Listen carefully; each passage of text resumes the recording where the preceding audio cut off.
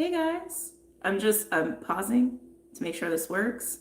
And now that I'm live, I don't even know if I went public or not. And I'm not sure. So I'm just gonna wait a little bit for the numbers to catch up because I know it takes a little bit. But if you are here, please just comment so I know that this is actually working and that you guys are with me. I do see a couple likes. I know it's public, so I know it's public. Are we good? People up in here? It's like it keeps saying likes, but there's like it says 0 people. Hi, Nettie. Hello. Okay, so we are good. It looks like we're good. I wrote it in this dang glitch. I know. I don't want to know like how many weeks this has been going on for now. Dandy Lioness. Hello. Okay, good. Oh, that makes me happy. We are here. We are here. I was especially annoyed because I mean, I've been testing this out every time, but like I really, really tested this. I tested it 3 times. I tested it like even like with, setting it up on the computer and still doing it on my phone, and then also making sure I updated and restarted my devices and everything, and it was good. And then of course, like it still glitched out on me. But also, I'm gonna wait a couple minutes before I get started, just so people can climb into the chat as always. Oh, thank you, NK. I appreciate that. Sorry, so many things want to be spoken about. So first, actually, I do want to have a timestamp for this. Hold on a second. Okay, overview and astrology. So I'll put this at the 2-minute mark, actually. Sad it happened again. We're getting better though, because look, we're here. We're here, so it's better. I did want to make a little announcement for those who don't check the community tab. I did make a post today, and I keep them all up there anyway, but just make sure to check it for those who are interested in offering any sort of donations or anything to Hurricane Helen relief. I posted links down in the description on this live. Also, why I was disappointed it glitched out, so I had to make sure I like copied and pasted that over on my phone while trying to make this new live.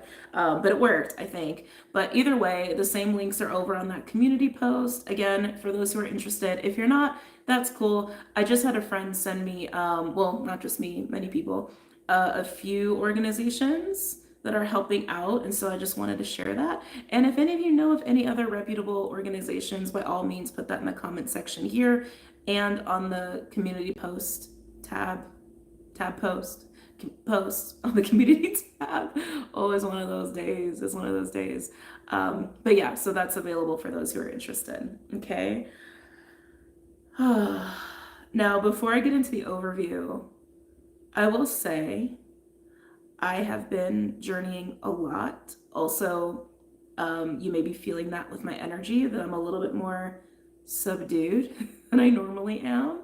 Love that eye painting. Thank you. Thank you. Thank you. Appreciate that. I'm definitely starting to get into the vibe version of me that will be sharing my art. So that's just one. Anyway, there's that. But yeah, I've been journeying a lot. So I guess I want to like have a little talk. Actually, I think this needs a timestamp too. Because I think there's a little bit of channelings that want to come through on this as well.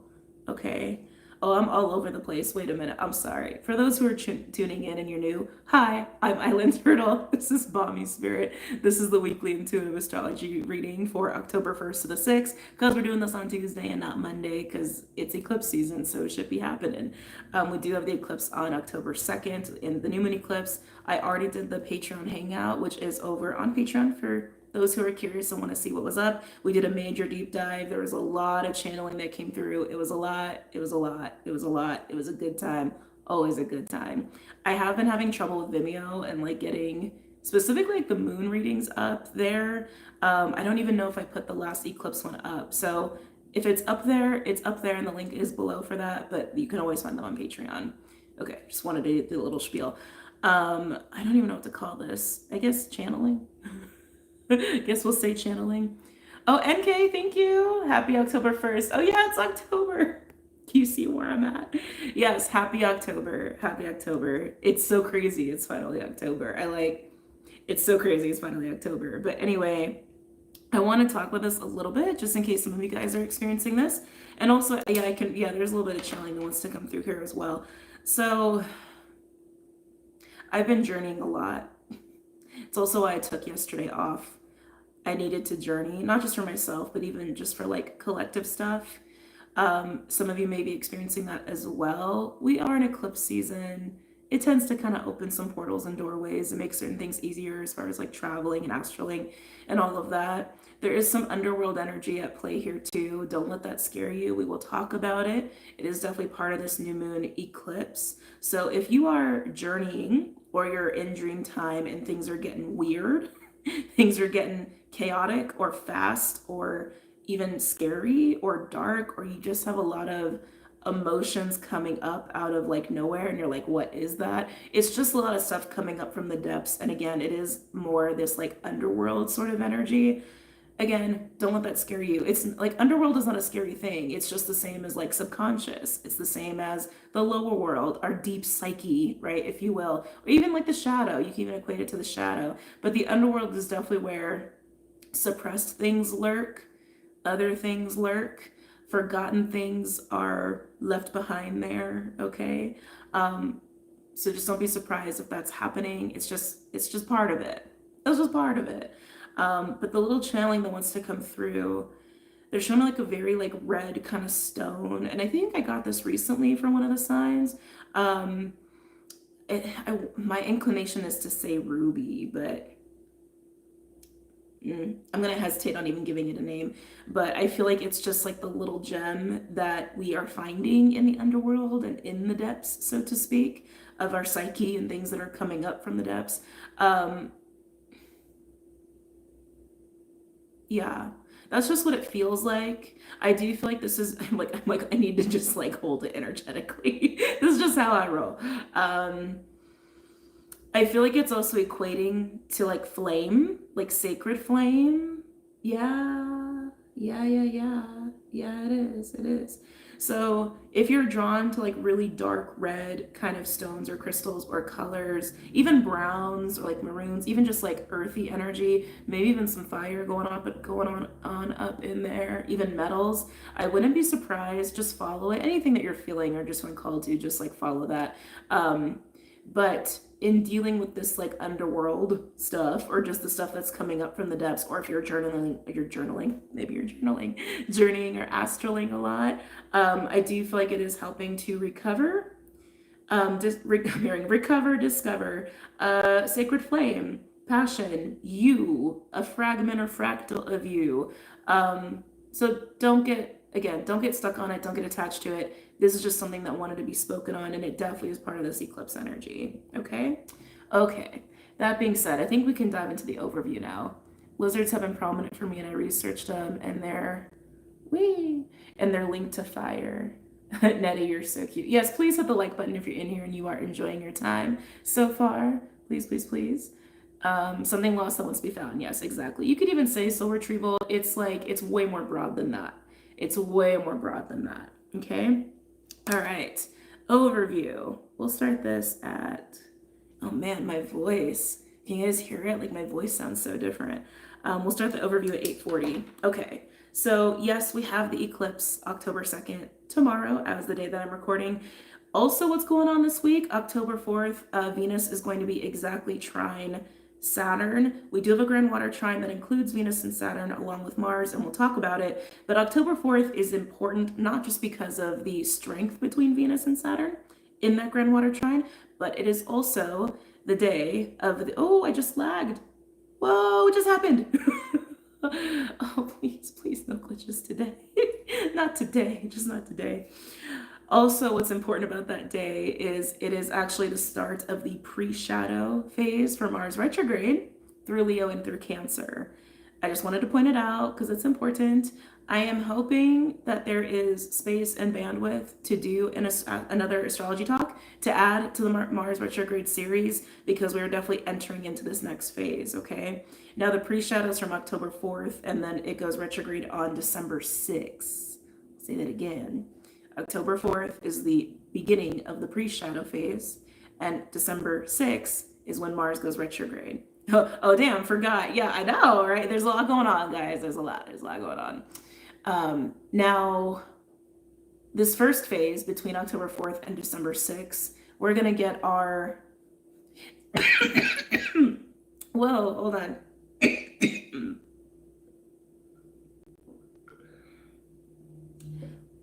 Circumstances, lessons, pieces, if you will, that are going to set us up for what we will be learning and growing and evolving through the entirety of Mars retrograde. Now, also keep in mind, including the post shadow, like when we go through the pre shadow and the retrograde, and then it goes stationary direct, and then we're in the post shadow, which is integration time, that encompasses from now up until end of May, okay, 2025.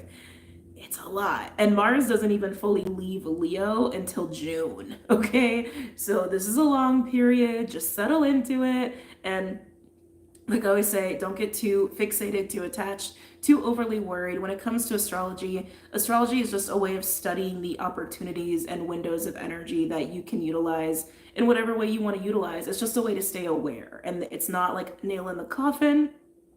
The study of astrology is there to just help and assist us, okay? And retrogrades are not bad. They do not have to be bad. They can be really beautiful periods of time where we grow and we experience new things or even close things out. They can be amazing, okay? Now, what was the other thing I wanted to say about Mars? There's something else I wanted to say about Mars. So Mars is starting out its phase in Cancer, and then it'll go into Leo. Now, Mars being in Cancer is also really important this week because of the Grand Water Trine. But did I do it? Oh, I did a timestamp for the overview. Mars being in Cancer is important not just for Mars retrograde and everything we'll be learning there, but it's also important for this eclipse because it's part of the Grand Water Trine that is very much supporting all of this eclipse energy with the new moon Libra, okay? So what does Mars in Cancer even mean? Mars in Cancer just emphasizes our own personal desires and motivations that are coming more from emotions than anything else, okay? Emotions are really driving us, wanting to protect our home, our domestic harmony, our loved ones, our family, really means a lot to us. Empathy and compassion also drives Mars in Cancer. However, Mars in Cancer is debilitated, and so sometimes the shadow can come out a little easier. The shadow of Mars Cancer is codependency, is control, is manipulation, is impulsivity, and actually kind of a selfish energy sometimes because Cancer really cares. Oh, my light just got really bright as I said that. Because Cancer really cares a lot about emotional self-preservation. So when Mars gets into Cancer and it comes out kind of shadowy, we can be impulsive in terms of trying to protect or look out for our own emotional stability. That's not a bad thing. That's actually kind of a healthy thing in retrospect, but we can go about it in unhealthy ways, right? So out of like a fearful kind of a way, or again, to someone else's detriment. These are just the different ways Mars and Cancer can manifest. So just know that because we're going to be in Mars Cancer for a while. Like Mars doesn't move into Leo until November. I want to say, hold on, I have all my Mars retrograde notes here. These are all my Mars retrograde notes. I am very extensive. Yeah, when does Mars move into Leo? That's the retrograde.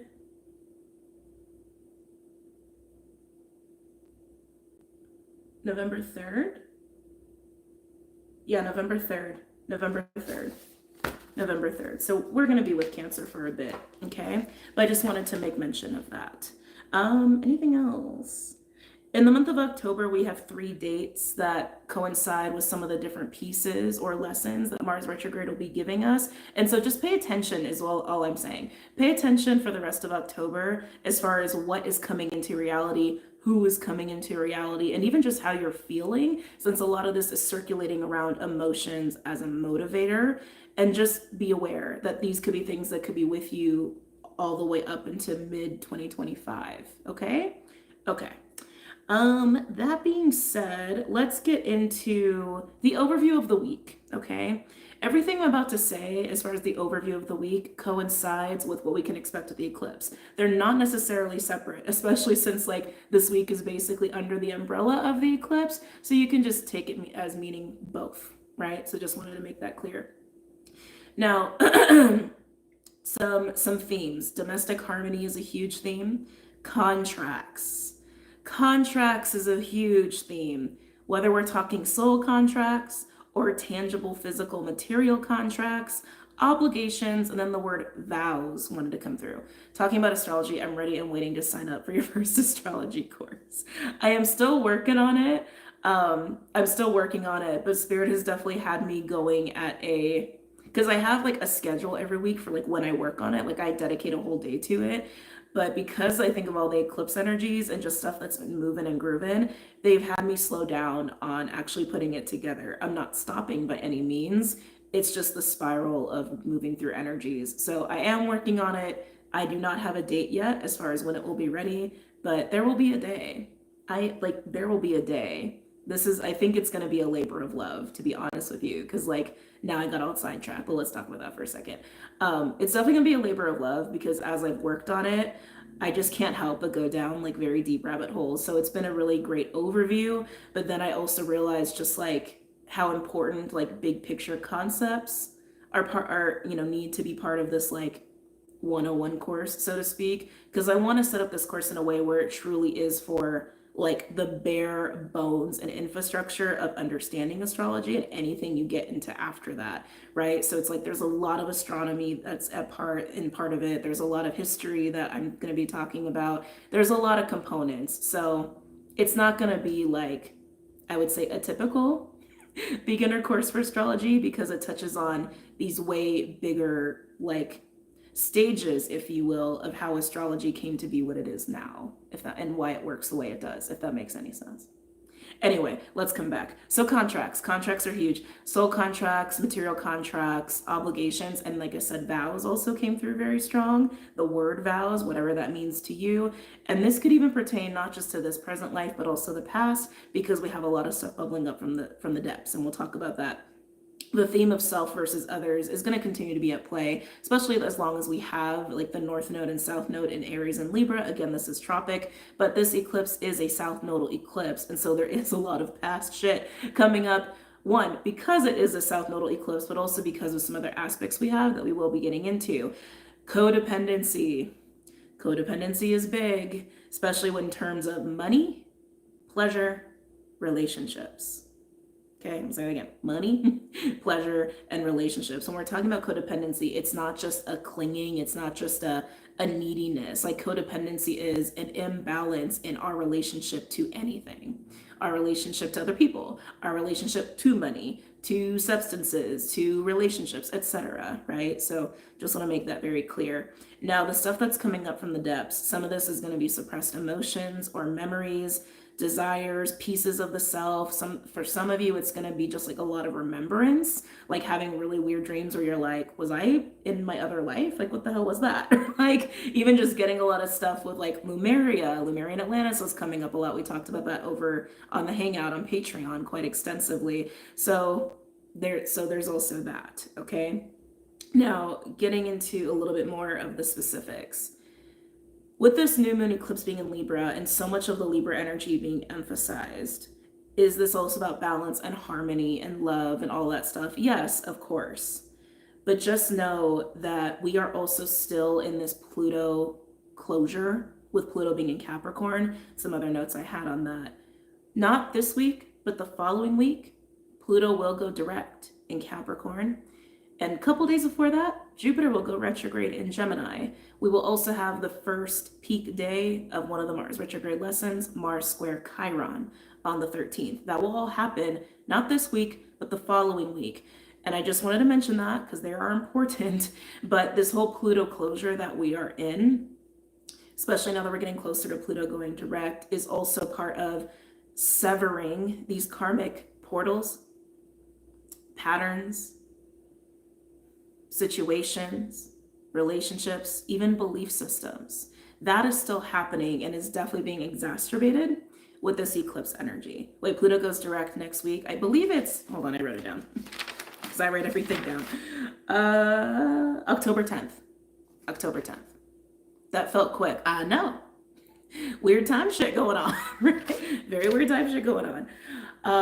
Anyway, where was I? Oh, yes. So the stuff that's coming up from the depths may also coincide with severing yourself from karmic situations, cycles, beliefs, etc. Okay. So it's a huge component here, but that also may happen while you are engaging in some of these other forces and themes of this week. The three of them being one, any sort of situations or circumstances around money, pleasure, relationships, contracts, as I've already said. So you could be engaging in those. You could also be engaging in initiating certain investments or deepening your investments. And when I say investment, I mean your commitment of your time, of your money, and your energy, specifically into situations or circumstances or relationships that you feel called to, that you realize can be very fulfilling or give you a sense of purpose. Again, these could be things you've already initiated. These are things that you could be considering initiating. There will also be a material component to these situations that I'm talking about specifically with the investment, which is how I'm going to try to refer to it moving forward in this video because it's just a lot to talk about, right? But there's a material component to these investments, whether it is literally about money or work or housing. Again, your domestic harmony is tied into that. But there's also a legacy and long-term planning. The full moon Aries is like coming up in my awareness right now. Darcy, a little foxy fox. Thank you. I can't see what it says because I'm on my phone and it's super tiny. All I see is one. That's all I see. But thank you for that. But just know that the material component of these investments or deepening your investments may also coincide with legacy, okay? Things that we're going to be in and committed and devoted to like for years to come or even for future generations, whether that's your personal generational family, like ancestral family, or even just the world for those who are doing more like nonprofit stuff or philanthropy, etc. Okay, and the third being all this like suppressed stuff. So those are the three forces, I would say, that are going to be very present with this new moon. Okay, now the stage where they all may collide, let's say that again. The stage where they all may collide is going to be in Libra. And actually, I would argue specifically through Juno and Lilith, just based off of all the astrology shit that I've been looking at for this week. The stage of Libra, okay, which is relationships and diplomacy and mediation and art and beauty and harmony and money and things that make us feel good, like pleasure, all of that. So as you are engaging in those aspects of your life, maybe you're deepening certain investments, maybe you're just in it, right? Just know that all of these things may come to the surface for you to deal with and confront. Now, the grand water trine that I was speaking to earlier will help us emotionally ride some of those waves out. And then also as we allow ourselves to deal with the emotional component, especially the stuff that comes up from the depths, it's actually going to help us with widening some of these opportunities or even opening or initiating new opportunities in the material plane of things. Okay, so I know that's a lot to digest. I thought that was just like the best way to communicate it because again, it's a lot of big picture concepts, but there's a lot of stuff that also is affecting us like superficially. And also we're all having our own little lives, right? So I go over a lot because I talk to a lot of people and I want you to understand how this could be affecting you. Now, okay. I was going to save the special note, but I wrote it on the front page. So I'm like, okay, maybe I did want to talk about it. So there is a really interesting aspect happening that most astrologers would consider to be very minor. And even for myself, like I don't really talk about sesqui-squares. I wish they had a different name for that. I don't talk about sesqui-squares very often, but it's important with the couple celestial bodies that are attached to it and the fixed stars that are attached to it as well. This is between Lilith and Libra, which is very closely tied to the new moon eclipse, and Uranus and Taurus. Now, there's two fixed stars that are working with, there's one star working with Lilith, and there's one star working with Algol, and we'll get deeper into this. I'm pretty sure I wrote about this a little bit later, didn't I? Oh, I did. It's in the very next section. So yeah, I'm not going to hit it too hard right now. But just know wherever you have Libra and Taurus, that actually may be a key indicator into some of the suppressed things that want to come up, okay, and be dealt with or even be severed from. You can look at it as your own little inner demons, even if you want to, or just some weird karmic-y shit, or even just some weird past life shit, or even just some weird memories. It most likely will be coming up in those houses, Taurus and Libra, just making that clear. Now, before we move on, the signs that are important here, okay? Libra is by far the most important because of the eclipse, but also because of the aspects that we have. And then I would say Mars in Cancer is majorly important. And then I would say Capricorn and then Virgo are definitely worth looking at. If you want to narrow it down to three, I would say Libra, Cancer, and Capricorn is what I would say. Okay. And 15 to 20 degrees for all of those, by the way. So if you have any personal planets in Libra, Cancer, Capricorn, or Virgo between 10 and 20 degrees, you're really going to feel this. I would say if you wanted to choose one, choose Libra. Okay. That's definitely going to have the most intense energy around it. Second being Mars in Cancer. Mars in Cancer is huge this week. Okay. All right. Now let's get into the astrology details, if that wasn't enough detail for you. And I'll definitely be doing elements today, just so you guys know. So for those who are new, again, I'm a little like out of my normal spiel and what have you. I will be doing channel messages and cards later on after we do the astrology. But yeah, I will be doing elements today. Okay. Oh, excuse me. Okay. Get a little sip of water, and then we'll continue talking about specifically the Libra energy and eclipse in that whole little section. Okay. Okay. So, like I said, the deep dive for the eclipse is over on Patreon for those who want to get really into it and learn about the fixed stars and, again, all the channelings that came through there. But for the purposes of the week, the sun is working with Mercury throughout the entirety of the week. And of course, along with the eclipse, they are also trine Chiron in Aquarius. Now, at the beginning of the week, well, actually, okay, let me back up. There are certain aspects that are working with the sun and Mercury very closely, but since Mercury moves relatively fast, even though it's still working with the sun by the end of the week, they start to really diverge. I'll put it that way, okay? Now, Lilith is very tied, like very closely tied to this eclipse. Like the eclipse is at 10 degrees Libra, and Mercury will be at 11 degrees Libra, Lilith will be at 10 degrees Libra. So they're right all up in each other with their conjunction. Ceres is also aspecting this energy as well, along with Pallas Athena. And like I mentioned before, this is a south nodal eclipse. By the end of the week, Mercury will be square Mars. Not the most fun, but it will be square Mars. And also we'll be working very closely with Juno. I keep getting pulled to Juno. Like Lilith and Juno are setting the stage for everything to be playing out. So I'm going to say that again.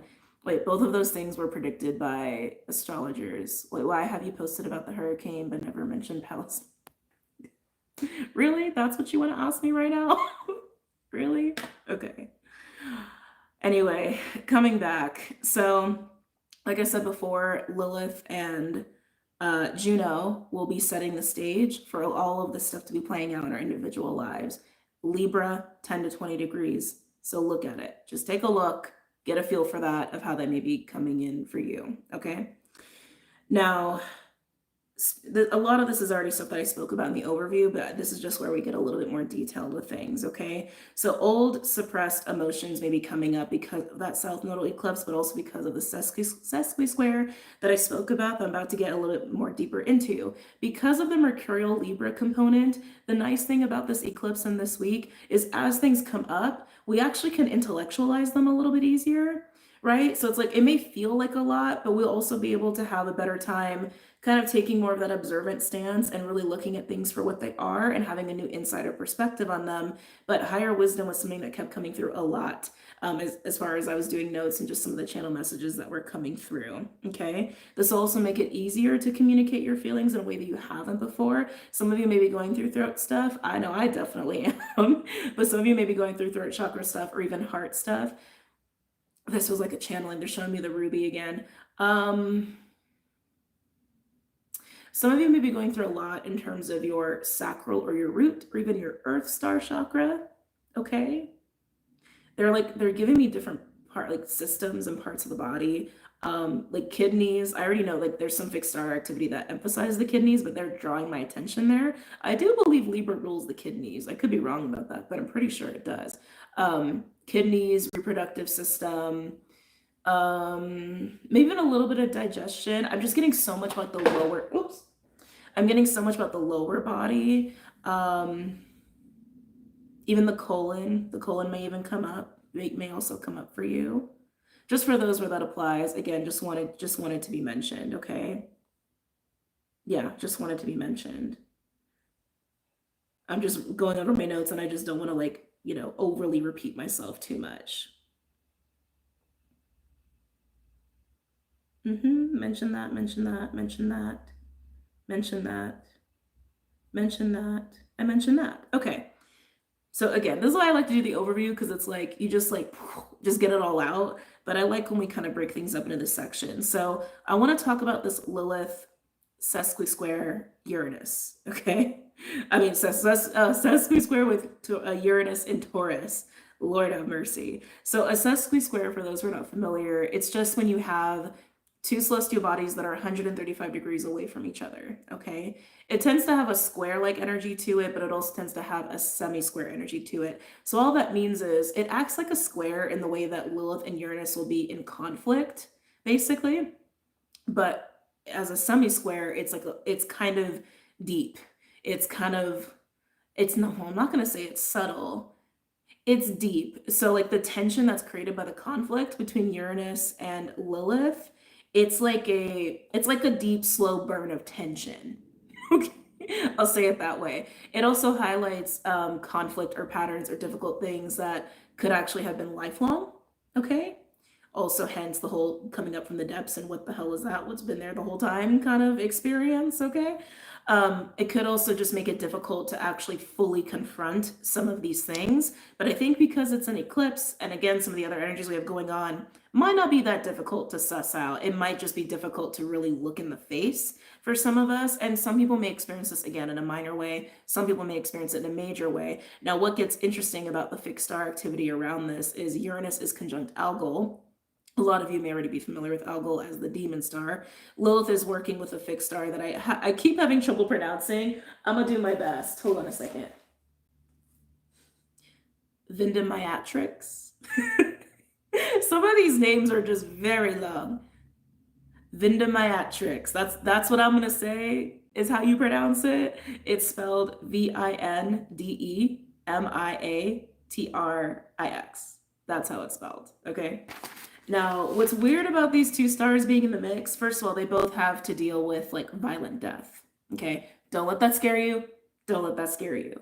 I feel like the death component is really just the severing. Okay. I feel like it's the cutting the heads off our inner demons, severing ourselves from these karmic behaviors, beliefs, cycles, relationships. That's what I feel like it's referring to. Okay. Algol has that a connotation with Medusa and decapitation specifically.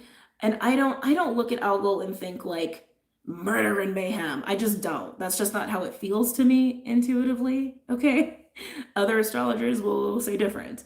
But I just don't. Like with fixed stars, like, well, okay, with astrology in general, I think it's good to have an intuitive approach because one, a lot of the meanings, especially on fixed stars, are very old. Okay, very old. When we were living in a world where the world was a lot more violent and a lot more crazy in a more primal way, we're more crazy in a different way now. But in like everything was a lot more primal and violent and just extreme, right? So you got to take that with a grain of salt when you're looking at the definitions of some of these fixed stars. But anyway, Vindemiatrix. I'm getting better at that one. Also has to deal with death in the way of widow makers, specifically for females, though. So it's like death of men, which I thought was kind of interesting, but not typical death. Again, like very violent death, like execution and assassinations and things like that. Vindemiatrix also has to do with harvesting. And when I did first tune into her, I did see a sickle. And I was like, well, we are in the harvest time. We are in fall, right? She also has to do with wine and alcohol. And even when you get alcohol in the mix, spirits are going to come very closely behind because that's just how things be working, right? In our realm.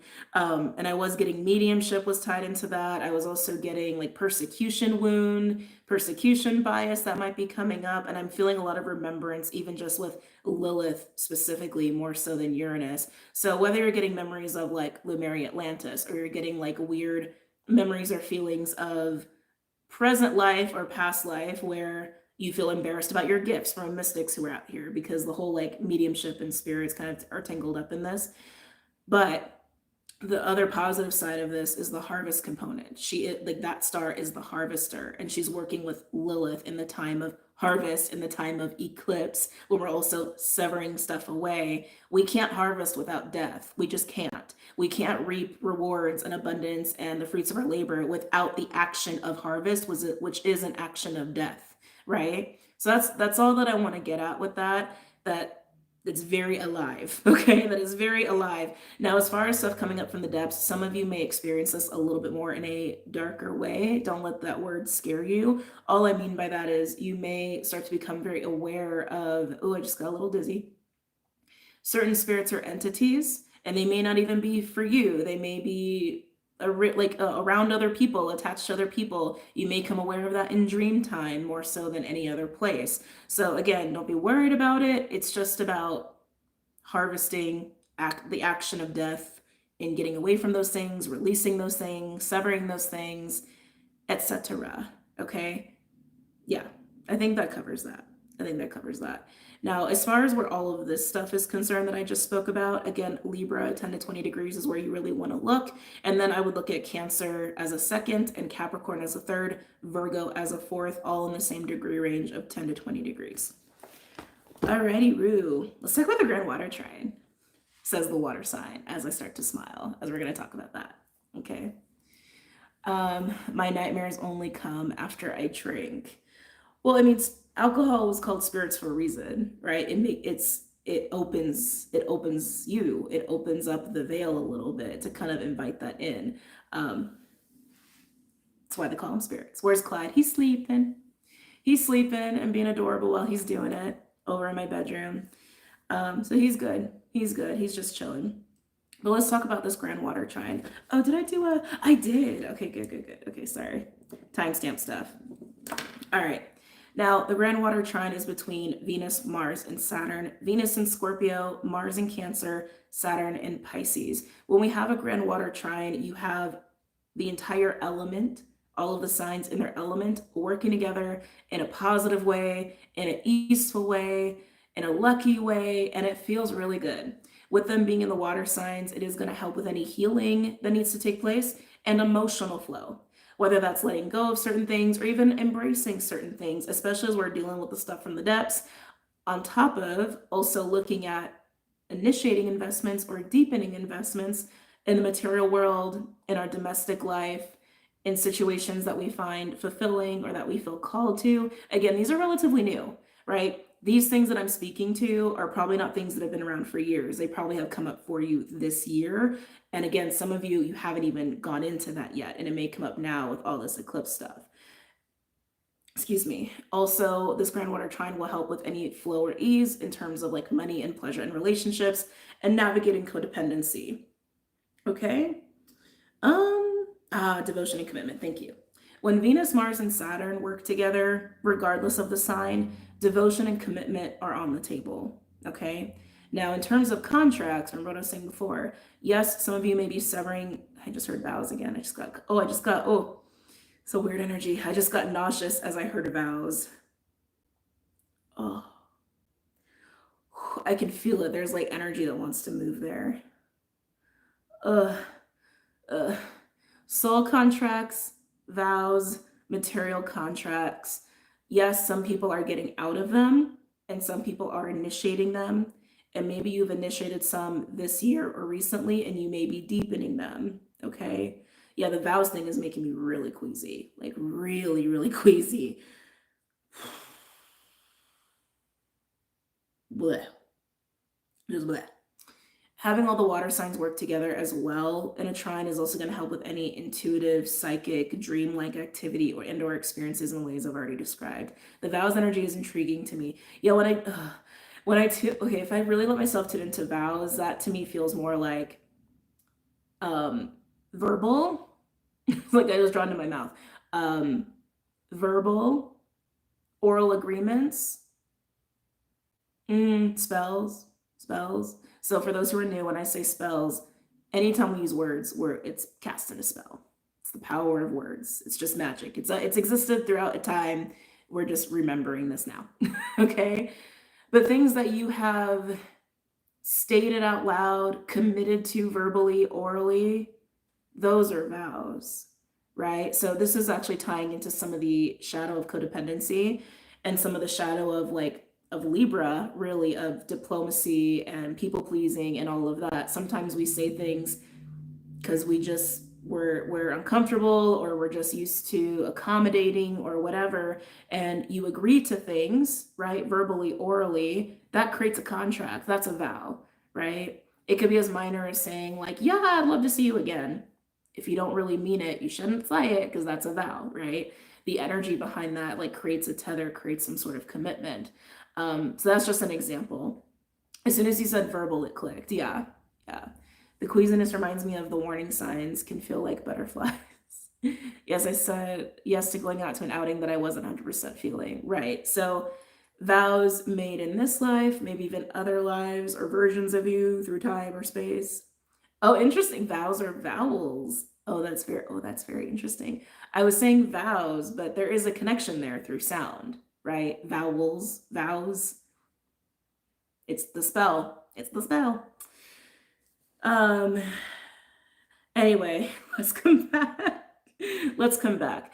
The Grand Water Trine is helping us in all the ways I already described, right? And as you utilize that, and as you like really lean into that, that's going to help you just navigate any kind of conflict or challenge that comes up at this time, but will also help you to see again what you want to initiate investment wise, or what you want to deepen in terms of your current investments in all the ways I described before: legacy, future, long-term plans, money, career, domestic harmony, fulfilling circumstances, your personal callings, those sorts of deals. Okay.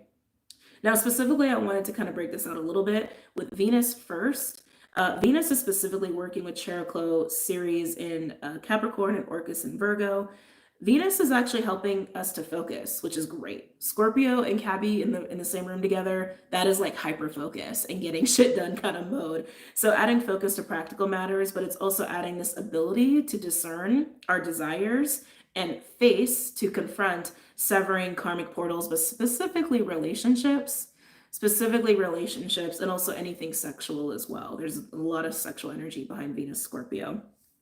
Now, Saturn Pisces is specifically working with Ceres in Capricorn and Vesta in Virgo, and is supporting Venus in the practical ways, the ways I've already described, but also aids with commitments while highlighting what you may still be attached to and how you can release it. Saturn in Pisces has been doing that for us for months now, okay? Now, Mars in Cancer, remember what I said. Mars in Cancer is a huge driver for this week and for this eclipse, and is definitely the dominant energy of the trine. And that's not like an astrology explicit rule sort of a thing. It's just how it feels to me intuitively. Again, I'm an intuitive astrologer, okay? Now, Mars is working with Juno, Vesta, and Orcus. Vesta and Orcus are both in Virgo, just so you remember. And Juno is in Libra. Oh, hold on a second. Ugh.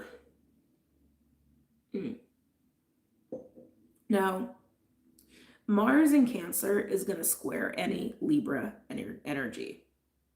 Okay, I'm going to say that again. Mars in Cancer is going to square any Libra energy. So Libra is our stage, and Mars is kind of agitating that stage. Okay, so you kind of see what I'm getting at with it being such a driver, right? So you may experience some conflict in terms of, again, the stage of Libra and the ways I've already described, like money, creativity, relationships, pleasure seeking, diplomacy, people pleasing, mediation, all of that sort of deal. Also, I want to say, as much as marriage is also highly aspected here, so is divorce.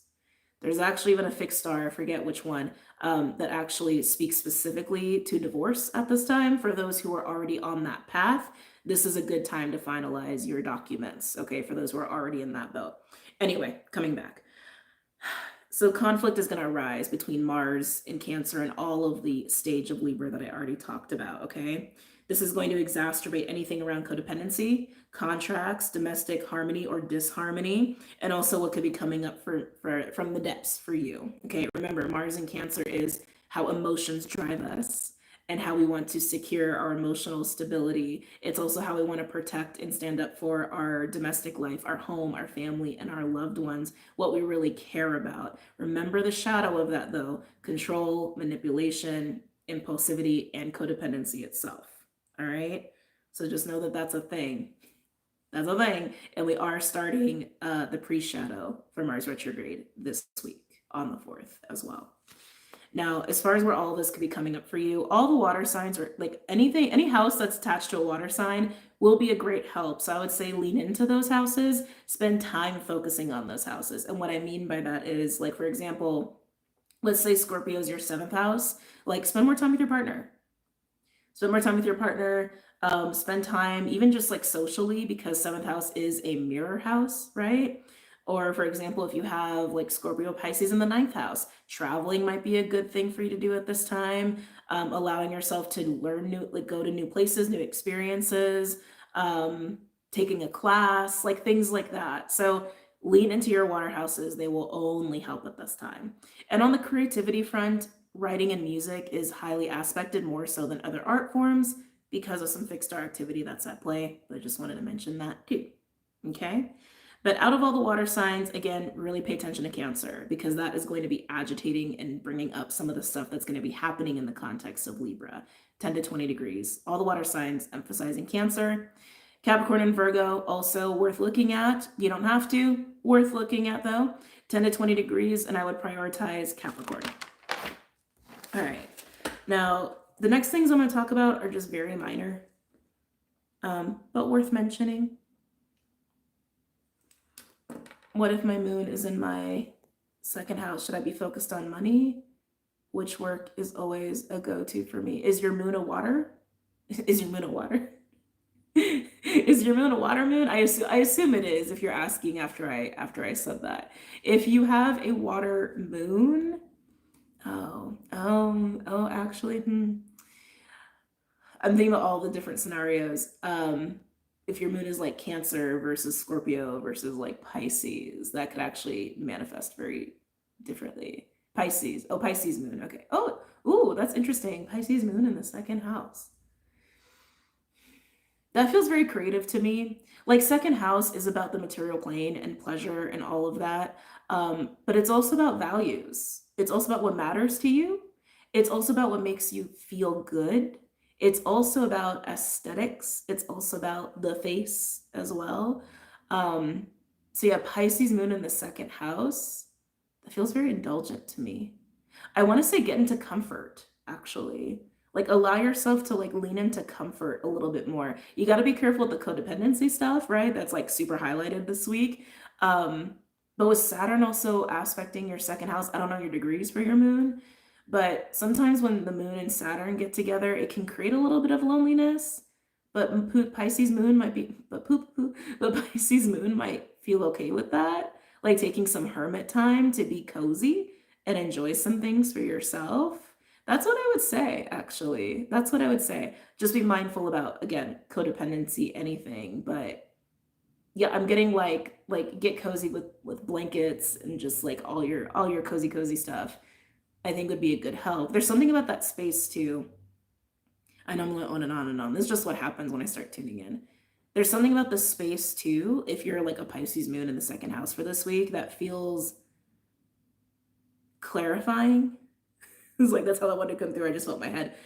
Yeah, that feels very clarifying, uplifting, lightening. It feels very lightening. Almost want to say enlightening. So that's what I would say for that. All right, let me do a new timestamp for this little section here. Oh, you guys. I know. It's like when I comment on someone's placement, I know you guys like want to know about your placements. I know. I wish I could answer all of you. There's just literally not enough time in a day or in one video. Okay, I'll do this last one just because I'm seeing it. Scorpio moon in the 11th house. That is interesting, especially because Scorpio energy can be relatively reclusive. So to have your moon there again, also Saturn, like adding some pressure to your 11th house. I don't know if you've been going through a lot of changes with like your friend circle or with your community, or if you've been feeling kind of isolated, but I'm getting like a yearning there. I am getting a yearning. Open. Oop. Open. Scorpio moon 11th house. This is just like what I'm feeling, right? I don't know everyone's entire charts, but just based off that information. I feel like there's a yearning going on. I gotta be honest with you. I don't know if it's a yearning for a community or just a yearning for different, but I am hearing like expansion and be open, expansion and be open. You may be resistant to the idea of putting yourself in a very different environment or trying something like there's something about like be in a different environment, be with very different people, embrace that, embrace the weird, embrace the different, embrace the uncomfortable, but it feels a little bit like getting out of a box. And I feel resistance there, but at the same time, I feel like there's a yearning for that anyway. So maybe there's something, I don't know if something's like been holding you back with that. It's just what I'm feeling, yearning for true connections and closing others that don't feel reciprocal. Yeah, yeah, yeah, yeah. Oh, like I'm getting a little sad. Wish I gave you a hug. I just keep hearing this push to like be in a different place, be with different people, go to events you've never been to before that maybe you've always wanted to try, but they're also emphasizing like the weird and eclectic. Can you say that word? Eclectic. I can't say it. I think you know what I mean. Like things that maybe you're kind of interested in, but maybe are a little bit outside even your realm of normal. Normal, what's normal? You understand what I said, what I'm meaning there? There seems to be something kind of exciting that could happen there, or even just inspiring. Um, Even if you're feeling resistant. I can feel, and maybe it's the inner Scorpio of like, I just want to hide and not be seen. Maybe that's what I'm feeling. Especially with a Scorpio 11th house. That is very much like seen, not seen. Like I could keep feeling that. But that's what I would say about that. That's what I'd say about that. Okay, let's get back. Let's get back to the astrology. Thank you. Yes, I don't know why that word was so hard for me. Okay, so again, just a couple mentions here. Jupiter is sextile Chiron, while Chiron is opposing Juno, and Jupiter is trine Juno. There's also been a little Vesta activity here. All this is Jupiter sextile Chiron is helping us, okay? It's allowing a little bit more ease to overcome some of our personal difficulties and insecurities and all those things. They've been doing that for a while. They're going to continue to do that for a while. I'm pretty sure they go exact on the 12th. I could be mistaken about that. But yeah, I know they're going to be doing that for a while, especially because Jupiter is about to go retrograde. So Jupiter's really, really slowed down quite a bit. But that's all I was really getting from that. Now, Juno in Libra, also part of the stage that things are happening, is really tied into this. The opposition to Chiron, again, I feel like is just helping things to come up and be seen and be dealt with, while Jupiter sextile Chiron is helping us to, actually overcome them. Some of you may actually run into certain opportunities. I'm hearing invitation. I don't know if you're getting invites to parties or get-togethers or retreats or what have you. Yeah, I'm actually feeling email, like digital correspondence there. Whether you do get an invitation, indirectly or directly, how do I want to say this? Actually, I guess it's kind of what I was feeling with, I forgot your username, I'm sorry, with Scorpio in the 11th house. It feels like, yeah, invitations or opportunities in new experiences or different, new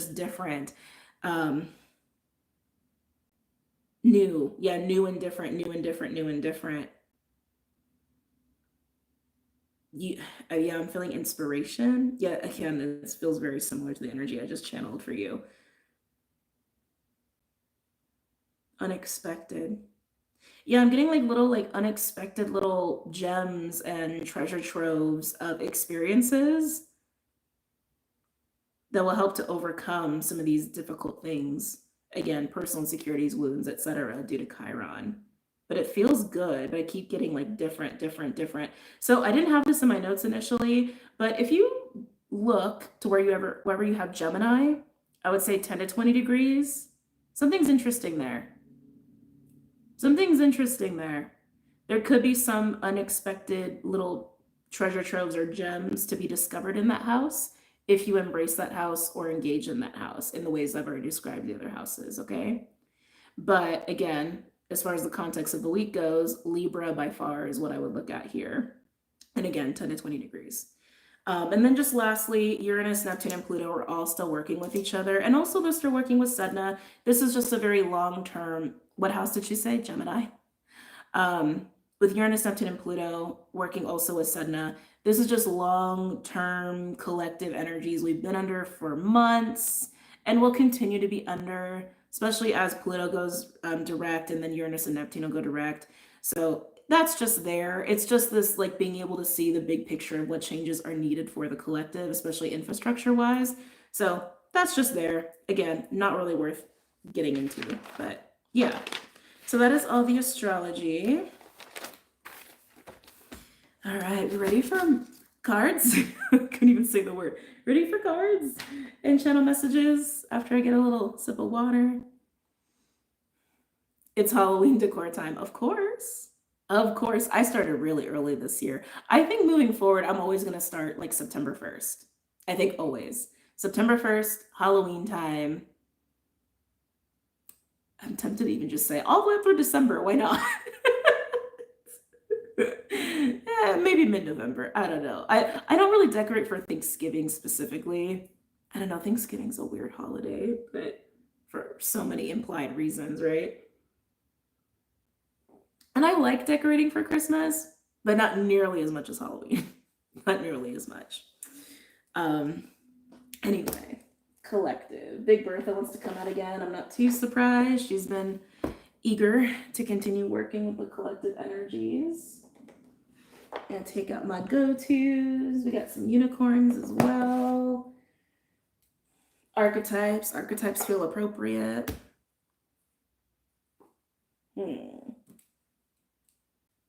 Just feeling this out.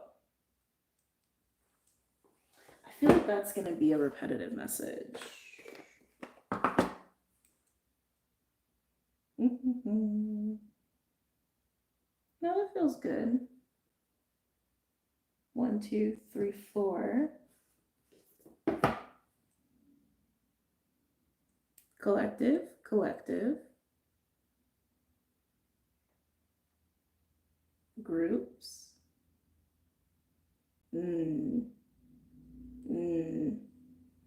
Hold on.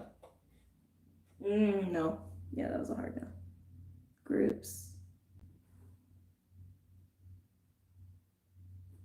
Ooh. Really? Maybe you for groups. I just like them on the table before I get started. Okay. Get started with the collective read. Remind me to do the timestamps for the groups. I can already feel it that I'm gonna like dive in and just kind of forget. So remind me. Yell at me through the chat if you need to. Okay. So I am going to start with the Pocket Archetypes deck. All the decks that I have are linked below, by the way, and it is an updated list, so this should be at the very top. Kim Kranz is amazing. She also did the Wild Unknown Animal Spirit deck that I use. Her art is very unique. It's very, it just really stands out. I just really appreciate her. Anyway, let's get into some collective messages for the week here.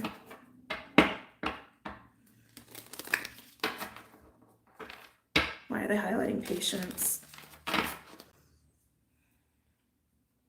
Oh my God.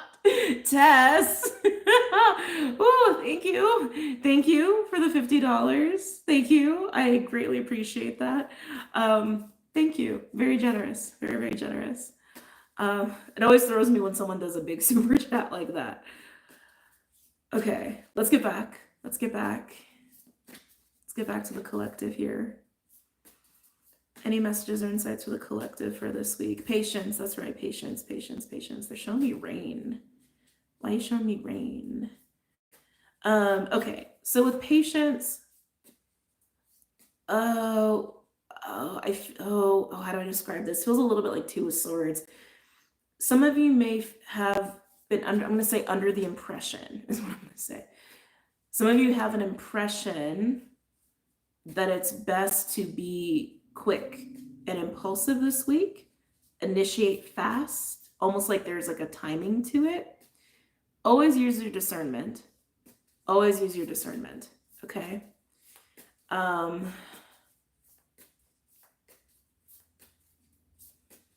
Always use your discernment with that. They keep just emphasizing patience, that you may actually need to have more patience than you think, or that you're anticipating. Hold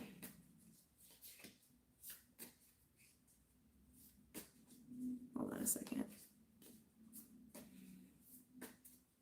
Yeah. Yeah, some of you may feel like you get slowed down here and there. I'm feeling the Chiron. I'm feeling Chiron with that. If you hit a delay or a challenge or something throws you emotionally, again, it's just to show you something. That's all it's doing, and it serves a purpose. It serves a purpose. Some of you may feel like you really gotta like jump at the bit and make things happen like now, especially with it being a new moon eclipse. So again, use your discernment there. Okay.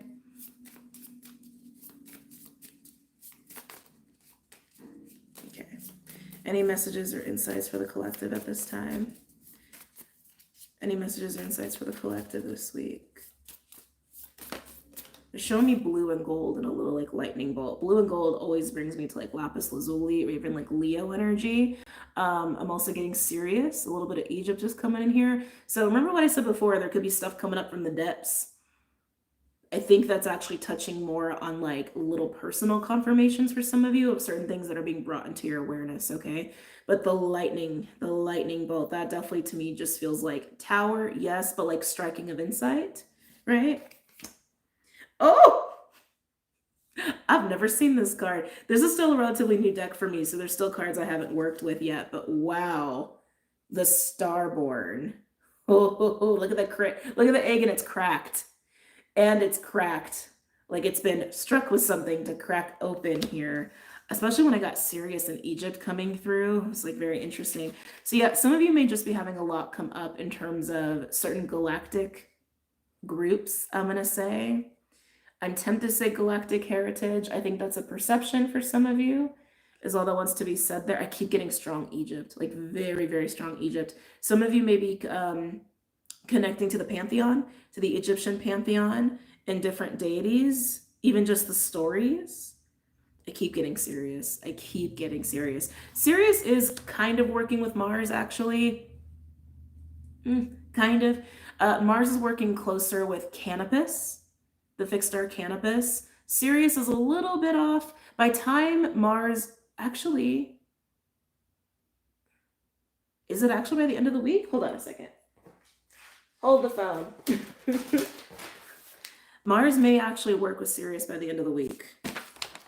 I have my other notes here. Oh no, it passed Sirius. It passed Sirius. That's right. So leading up to the eclipse, so we're Monday. So actually over this last weekend, Mars was working with the Sirius. So Sirius is the dog star, very revered in Egyptian culture and history. Actually, they considered it to be the second sun. It's the brightest star in the sky. Got a lot of interesting connotations to it, but again, that could be highlighting some stuff for you personally. Okay, but let's come back to this card and this coming out for the collective. The cracking open, the emergence that's happening, definitely emergence of the self, the authentic self, especially for anybody who is going through that like stuff coming up from the depths, the little gems that we can acquire as we are dealing with some of that underworld energy and stuff. Another thing that was coming through, not only on Patreon, but also for here before I got started, was like we're kind of in a boat on the ocean right now, is like metaphorically speaking, and these things are coming up from the depths of the ocean for us to deal with, but we are making it to new safe shores. It's got that taste of New World. I'm not going to go there. It's got a flavor of that, okay? Of new experiences, new versions of self, new ideas, new beliefs, new perspectives, all of that. But something is definitely cracking open here, but it feels like it's from a core, very, very core place within all of us. You could even say a new consciousness for those who are experiencing more ascension-like experiences. What makes us all uniquely special, because we are all unique and we are all uniquely special in some way, shape, or form, especially when it comes to skills and talents. I'm also getting strong Cheroklo. So I talked about Cheroklo a little bit. Cheroklo is Trine, the new moon eclipse. I was also working with some of the other celestial bodies that I mentioned in the astrology portion. For those who are using timestamps and want to go back to that, they should be labeled. But Cheroklo, for those who are not familiar, she is the counterpart to Chiron. So Chiron is more of this like wounded energy. He's kind of more like shamanistic in a way. He just really highlights where you're hurting. Okay, where you're hurting, where there's fractures of things, fractures from the fractals of you, right? That's why they're fractals, they're fractures. And how to face that, how to deal with that. Cheroklo is medicine woman. She comes in with revealing unique self, especially through Aquarius, but she also dabbles in or is associated with arts, okay? Arts and healing modalities, music and sound specifically, okay? But they're highlighting Cheroklo. They're highlighting Cheroklo. Yeah, they're highlighting the sound component of Cheroklo. I would be aware of any clairaudient experiences at this time, or of course, just like being pulled to art or music and what that could be doing for you. Maybe you're getting into sound bathing. Maybe you want to do some just experience sound baths. The cracking, even the sound of cracking and something breaking, even the sound of lightning. They just keep highlighting sound and frequencies coming through here. There may be something specific you actually hear, whether it's a frequency or a song or something someone says, right? The power of words that does crack something open for you.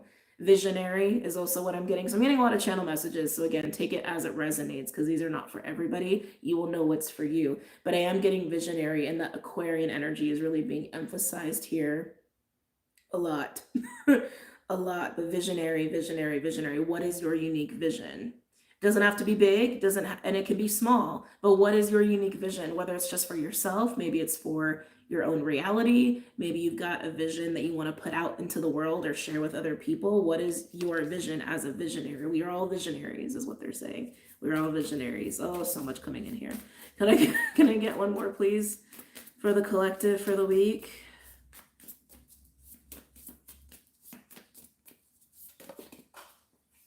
Let's see. Course, the shaman. And look at the little gemmy gems kind of floating around in the universe. Literally, I feel like this is highlighting Chiron and Cheroklo very specifically. Cheroklo scares me when it comes, as it is described, as health problems. Yes, and see, that's also where, when it comes to like these celestial bodies, I try to really practice my intuition, because I do think there are some very extreme connotations that some of these celestial bodies have that I think are just very rare, right? Or just like, I think you understand what I'm saying. Anyway, so the Starborn and the Shaman. I keep getting that this is part of your unique skills. All of us. It's for all of us. All of our unique skills and gifts and visions as visionaries, as creative beings on this planet, coming out to the surface. The shaman, I think, is also highlighting what I was mentioning before, the stuff coming up from the depths, right? The little gems that can be acquired as we deal with these inner demon sea monsters, memories, if you will, and we work through them. The shaman also is a master of moving through the realms, okay? Moving through realms, moving through time and space, and also going into the underworld and doing work there and pulling things up from the depths. That's what the shaman is good at. That's what all shamans do, right? So I feel like it's highlighting the emphasis of that. But really, in terms of Chiron and Cheroklo, which again, as a team, is all about bringing in the fractals of self into one whole unique self. That's what they do together, right? They keep emphasizing skills, gifts, visionary. Skills, gifts, visionary. Can I get a third? Can I get a third, please? And then we'll move on to Big Bertha. Let's see. Oh. It just evokes so much emotion. The village. The village. Community. Tribe. Right? Together it is. The collective itself. They're saying this is also part of the latter end of the collective soul retrieval that I talked about months ago. Interesting. Was that months ago or was that weeks ago? I'm hearing August, so maybe I talked about it in August. Did I? I feel like that was an Island Turtle Talk episode. Now I don't totally remember. Y'all might have to remind me. Anyway, hold on. A lot coming up with the village. I'm really feeling Mars Cancer here too, right?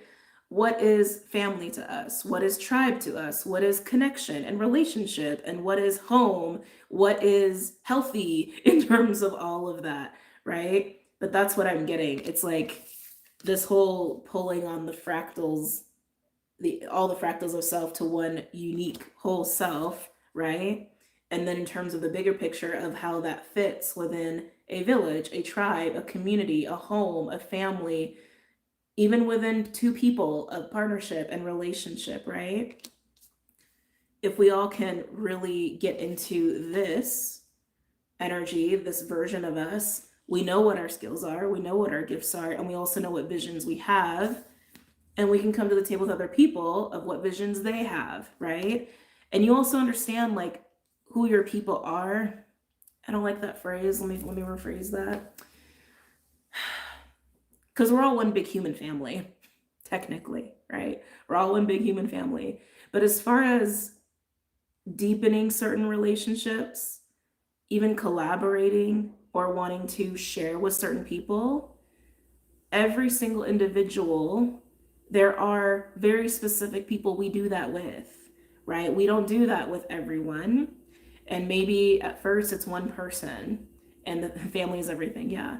And the family, the community, the tribe can grow from there. But it's like, that's kind of what I'm getting. It's like really niche collectives within our individual experiences, like coming together. And I spoke about this, I think, on the Aloha Friday video of the magnetization that I was feeling between Venus, Mars, and Saturn, like literally bringing forces together. That's what I'm feeling here with the village. And again, Mars in Cancer is the driving force of that, being in Cancer, of course, right?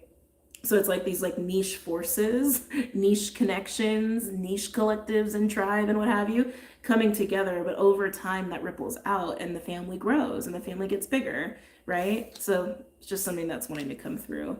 For those who are looking for more like practical readings, there's probably gonna be more practical messages that come up in the elements, just so you guys know. This is just where we're at as far as channeling goes, because we are in eclipse season. So these are a lot more like macro messages today. Just kind of is what it is. Okay, let's get into Big Bertha. For those who are unfamiliar with Big Bertha, she is a combination deck of Starseed Oracle and Angels and Ancestors. Okay.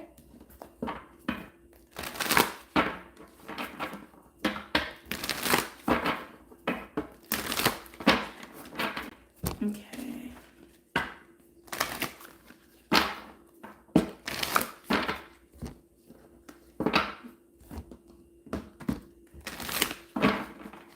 I'm like, the term galactic heritage keeps coming up in the back of my awareness. I struggle with that word, with that term. I struggle with that term right now in this reading because we're all stars, right? We're all made of stars. We are all made of stars. Maybe that's the point. That's the point. That's the point. That's the point. Yeah, I just keep hearing that. That's the point. All right. One last shuffle, and then we will get into this. I feel like snakes are going to be very big in this reading. Snakes are a symbol of creative energy, fertility. Well, they're a symbol for a lot of things, but the flow of cycles, right? The ending and the beginning, changes, transformation, creativity, abundance, sensuality, lust, sexuality, reproduction. There's more, but this is just this is just like what wants to come up immediately. But yeah, snakes. Don't be surprised if snakes are coming up for you personally as a synchronicity. Any other messages or insights for the collective, please, for this week? Oh, very nice.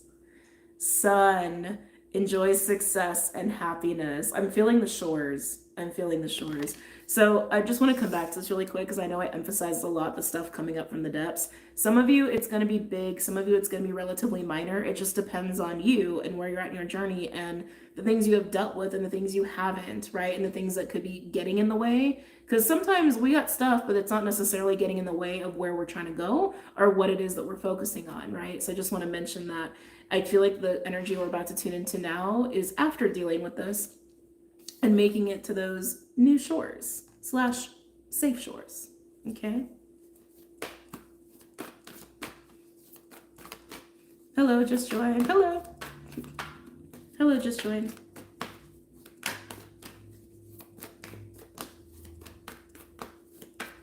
Any other messages or insights for this week for the collective?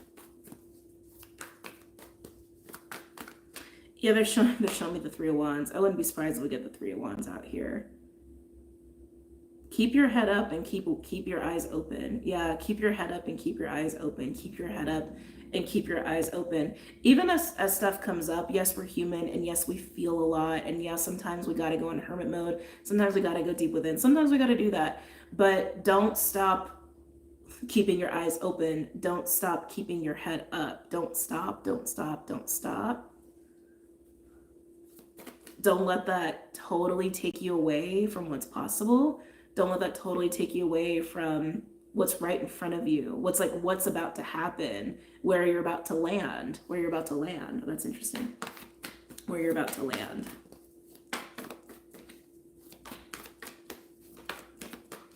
Am I taking these? No. Okay.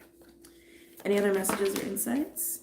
Oh, we got the star families showing up. We have the 7 star sisters, which is Pleiades. Some of you may connect to that star system. Birthing creations, tapestry of life, expression. This feels like the beautiful stuff that's going to be born out of this eclipse. Remember what I said. It's like, while there's all this stuff coming up from the depths and dealing with codependency shit and all of that, there is also initiating investments or deepening investments into situations, relationships, circumstances, plans for the long term, for legacy, that are fulfilling, that you feel called to, that bring you a sense of purpose, all of that. That's the new shores. Those are the new safe shores. Again, some of you may have already initiated some of that. Some of you are about to, but I feel like that's what this is alluding to. The flourish, I'm hearing flourish. Yeah, the flourishing of those investments. That's what I'm getting, the flourishing of those investments. This can also allude to community as well, and working with other people, especially the tapestry word who keeps coming through. Some of you spiders may also be coming up. I'm just getting spider all of a sudden. Any other messages or insights for the collective for this week? I'm getting 4, 5, 4, 5, 4, 5. This could be pertaining to the 4th or the 5th this week. Could also be pertaining to April or May, 4 or 5 days, weeks, months. Something about 4 or 5 is coming through. That would also be a 9 if you were to add those up, which is about completions. Can I get one more, please?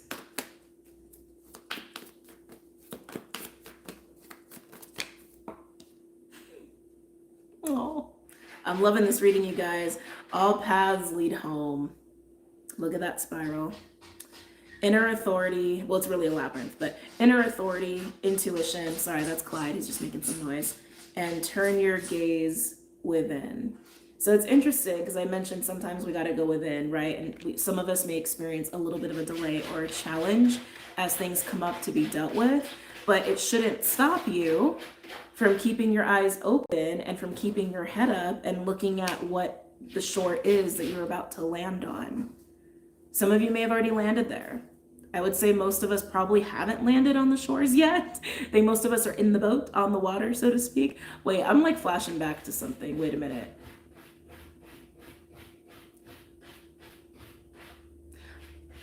I don't know if this was a sign reading or a weekly reading or what. I want to say maybe it was a sign reading, and maybe it was Cancer, where there was all this symbology about a boat, where it was like, why haven't you left the shore yet? Why haven't you left the shore yet? And like, here we are talking about landing on the shores. If any of you remember what reading that was or when that was, please put it in the comment section. Because I just got like taken back to it and I was like, oh, wait a minute. Not Clyde digging a portal to Sirius. You guys are so funny. Yes, thank you. Don't forget to subscribe and like and share. Anyway, sorry, that just wanted to be mentioned. But coming back, no matter what little delays or whatever happen, especially if you do need to take some time for self-care, going within, putting a pause on whatever, that's needed. Like, it's not, actually, I would say those aren't delays. Those are not delays. That's just part of life. And it's actually part of the journey. And it's part of the progression of landing on the shores, okay, is really what I want to say. So I almost want to say for some, there may be a benefit to shifting your perspective or even your words around taking time sometimes, putting a pause on things sometimes, right? Time's an illusion anyway, so to speak. The shore is going to be there. The shore is going to be there. Isn't it going to be better for you to be like, well suited and well rested and well prepared to land on those shores and do whatever it is you're going to be doing on those shores with whoever you're going to be doing them with? Like, this definitely feels like a homecoming to me for a lot of people. Ooh. Oh, that was a stinky one, Mr. Clyde. Wow, sorry. Anyway, this does feel like a homecoming to me, which does start within, that starts inside of us. But yes, this also feels very much like a getting into relationships or contracts or commitments or situations that feel very homey, that feel really good, you know, that we wouldn't have been prepared for otherwise if we didn't take that time, if we didn't go within, if we didn't deal with the little inner demons and sea monsters coming up from the depths, right? All of that stuff. So that's what I'm getting with this. Yeah, that's what I'm getting with this. And I like it. It feels very good. All right. I want to get into the elements now because I feel I can already feel it. So much talking going on today. Hold on.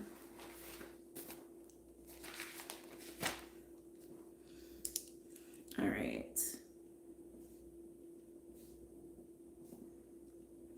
Who are we doing first? I'm gonna get a little sip of coffee. Oh, thank you. I got it. Well, I wrote down the elements. I haven't wrote down the time yet, so keep an eye on me.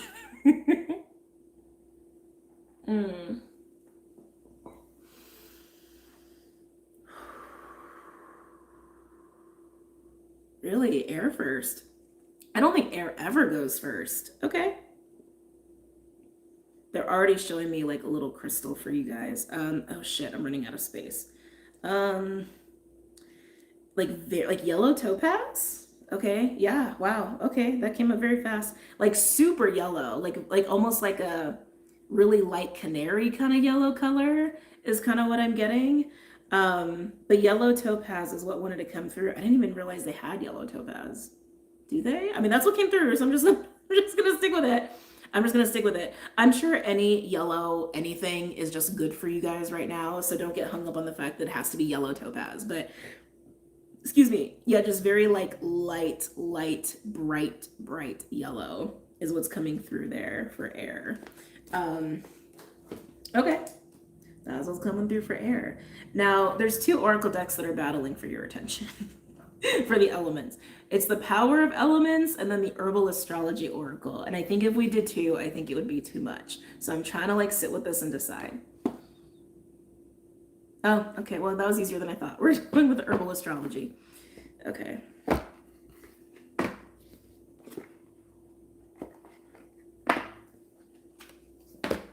Okay. Gemini, Libra, okay, Leo is screaming with you guys. Some of you may have strong Leo in your chart. We don't have anything in Leo right now in Tropic. But of course, Mars will move into Leo in November, as we talked about. And we are kind of opening this portal of Mars retrograde in the next, oh Lord, how many months? Ungodly number of months, okay? But they're really highlighting the sun and they're really highlighting Leo. Very, very specific, okay? I feel like this is about shining bright. I gotta be honest, air signs. Yeah, for my Geminis, my Libras, and my Aquas, I feel like this is about shining really bright. Being seen. I do. I feel like that's what it's about for you. Any messages or insights for my air signs? For Gemini, Libra, Aquarius. Shining bright with integrity. So something that I'm being reminded of, specifically with Mars retrograde and specifically with the Leo energy. Leos, don't come for me. This is just the stuff that's coming through, and it's just stuff of like I've been sitting with for a while, okay? No judgment to Leos. This is just what I'm feeling in relation to Leo, specifically the Mars Leo component of the retrograde that we'll be going through, okay? There's something about air signs tied to this, but hero, the word hero, the word hero. Be mindful that in the way that you're sharing yourself, in the way that you're really shining bright, however you are expressing yourself, I do feel like it's mostly creative, but there's a lot of confidence that I'm feeling with you. Just be mindful that you're not getting into like shadowy hero complex. I'll say that again. Be mindful you're not getting into shadowy hero complex. That it's more authentic and has integrity versus the latter. The former. You know what I'm saying. Anyway. Any messages or insights for my air signs? Gemini, Libra, Aquarius. Hey, Bubby. You want to get on? Oh, buddy. Sorry, he needs a little loving for a second. You want to get on the couch? No? Okay. He can't decide where he wants to be yet. Any messages or insights for my air signs?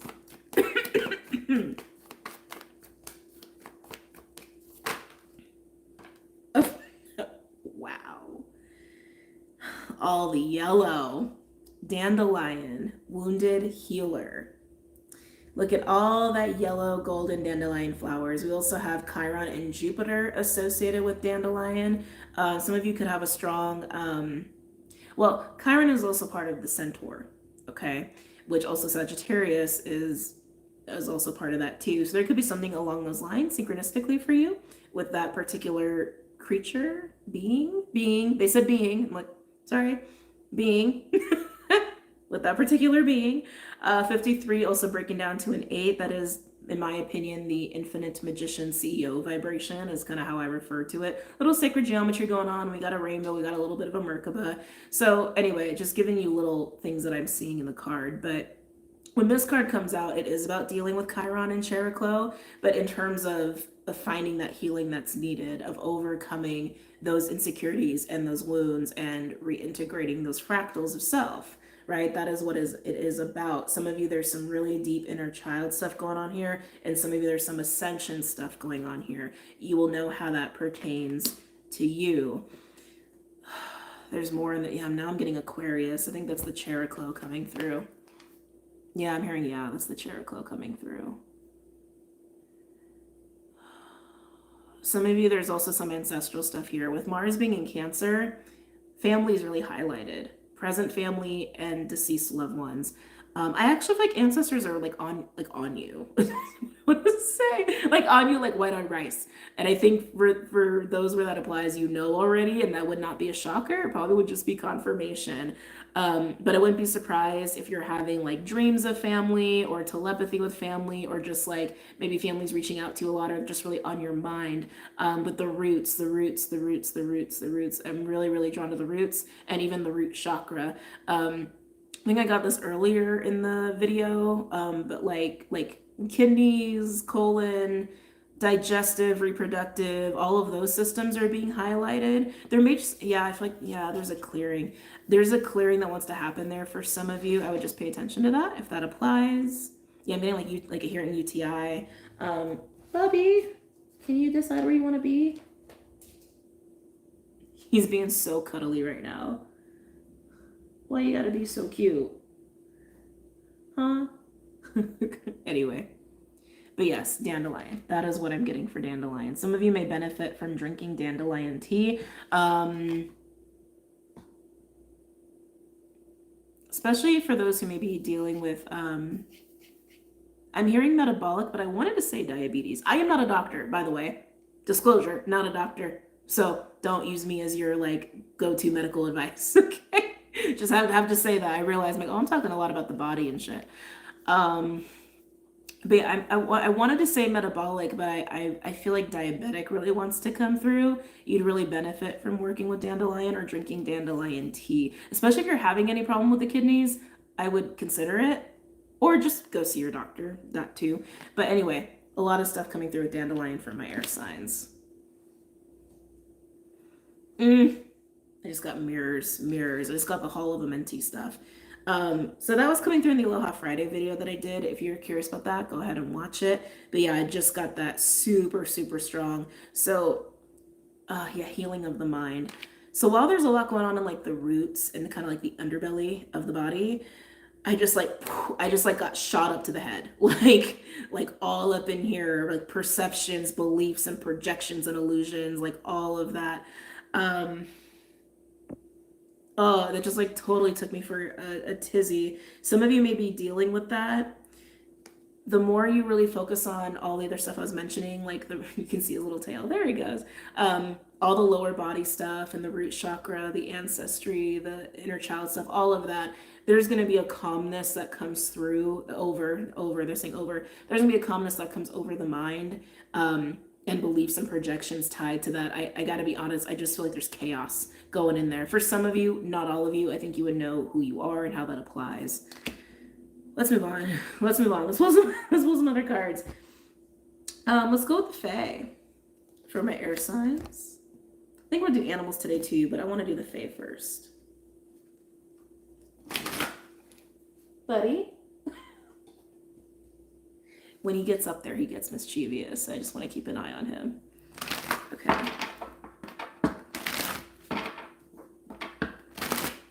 Did you paint that? I did, Paula. Thank you. Any messages or insights for my air signs, for Gemini, Libra, Aquarius? A little nausea coming through. Any messages or insights for my air signs, Gemini, Libra, Aquarius for this week?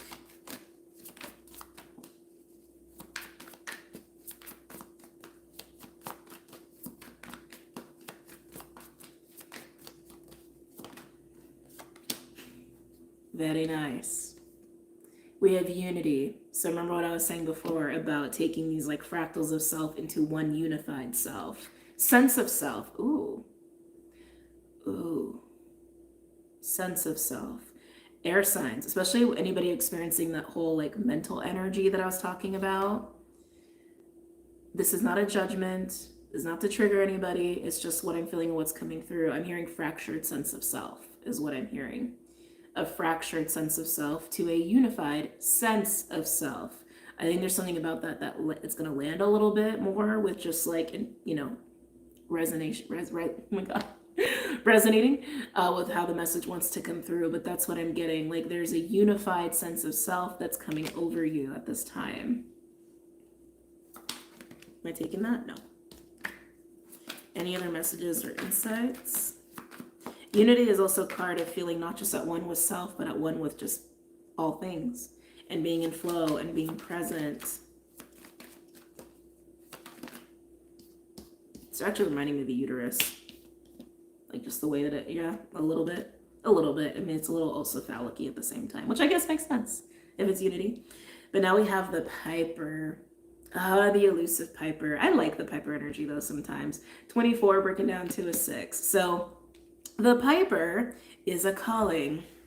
You can see as he's playing the pipes. It's something that you just feel and you can't explain it. And you just feel called over here or over there. Also, it can be a little bit of a seductive, lusty kind of energy, like someone seducing you or you seducing somebody.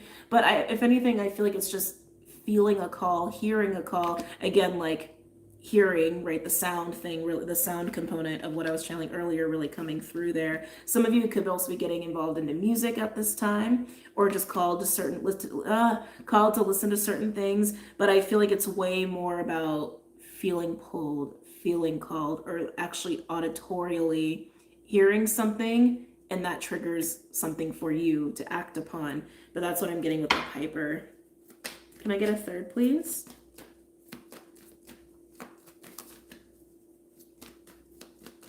I think this is really going to come through mostly as a feeling, not a thought. That wants to be emphasized. This is going to come through as a feeling, not a thought. It's interesting because they're emphasizing the mind stuff so much. Anyway, can I get a, thank you. Oh! Oh, my least favorite card. The gland coner. The gland coner can be like a narky manipulative energy. It can also be illusions. It can also be seduction, not in the way you like, okay? But really, really speaking to illusions and projections. So remember what I was getting earlier with you, air signs. like I was feeling all this lower stuff, and suddenly it was like boom, like something going on in the head where there's like a fractured sense of self that wants to be in a unified state, and also projections and illusions and stories and mirrors and just like crazy making going on up there. um Happens to everybody. We've all been through that. But that's why he's coming out here, right? So the Piper, I think, is actually helping you deal with the gland coner, because this feeling, this pull, is also associated with unity. Okay, it's associated with your alignment. So whatever you're feeling, I want to say it's really in the lower body, probably from your sacral, to be honest with you, because this also speaks to that creative center, and also just like sexual seductive energies as well. The Piper is mostly a positive card. The gland coner is like almost inherently negative. Okay, where this is really being pulled in by shadow, pulled in by the fractured sense of self, being pulled on by projections and illusions. So this is really highlighting the power of a unified self, but also when you are getting into that place of true you, true unified self, you'll know exactly how to navigate and what is right and what is not, what is a making of the mind, what is a making of an illusion or projection, or fear. Fear is coming through there as well. Yeah. I feel like this call has been there. Yeah. I think this call's been there for a while, air signs. Do you know that? I think you know it, but you tell yourself you don't. It's like honestly what I want to say. Like you probably say, I don't know a lot. Or you probably say, I can't figure it out, or confused. The I don't know really wants to come through a lot. But it's a feeling. Like this is confirmation for some of you. It's a feeling. It's a feeling. It's a feeling. It's not a thought, it's a feeling. What is that feeling? I almost want to say pull on the thread. Like pull on the thread of that feeling and see like what that is. See what that is inside of you. This feels, again, I just feel so much mental energy with this. Like this is an illusion. This is an illusion, a projection, a making of the fractured sense of self. Like this is I keep hearing fear. So maybe this is fear induced, anxiety induced, whatever this is. Some of you could feel, thank you. Some of you feel like you're at a crossroads. Some of you feel like you're at a crossroads here, to go left or to go right. Feelings don't lie. Feelings don't lie. Feelings don't lie. Just be careful with your thoughts. I feel like this is actually more of an indication of what's coming up from the depths. Okay? Of everything I was saying earlier, to be confronted, especially if it's fear. Especially if it's fear. This is something I think that is worth confronting and sitting with inside of yourself. And that's also going to help you to unify any fractured sense of self for those where that applies, but it'll also help you discern between that and this pull, this call that they keep saying you've been feeling. Like it's not new. That is not new. They keep emphasizing that. Animals. Like where are my decks? Animals. And then we'll get into tarot. It's gonna be a long live today. We're like at an hour 40 and we still have 3 more elements to do.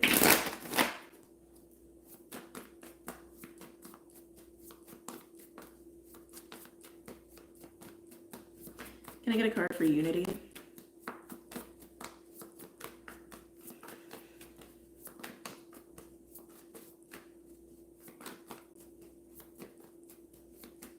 I'm hearing picking.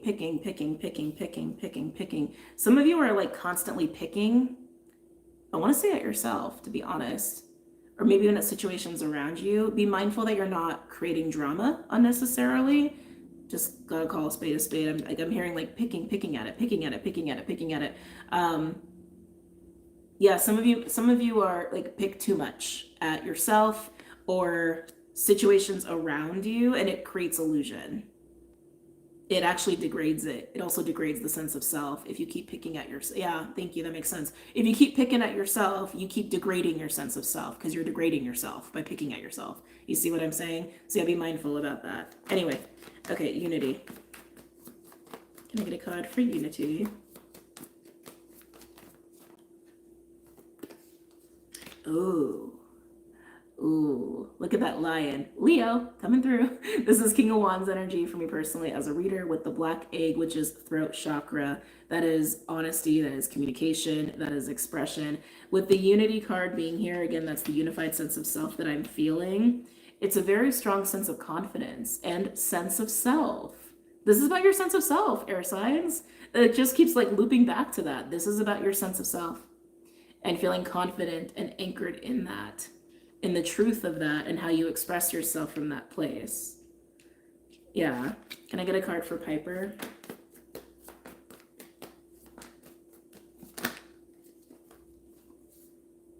Ooh, anxiety with rabbit. Rabbit in this deck can also mean fear.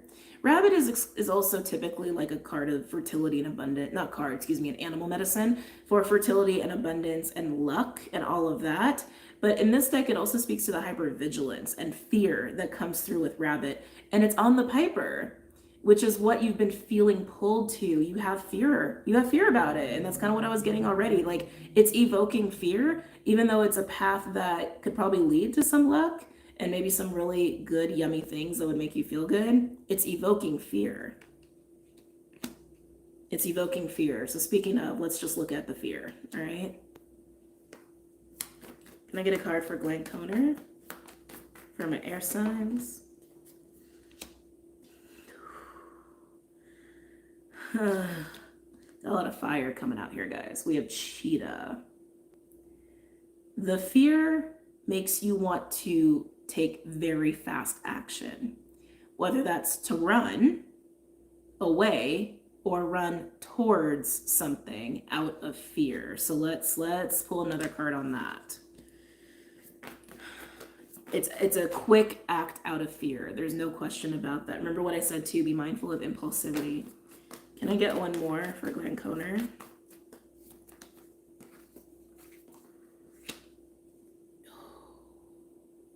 Wow, okay.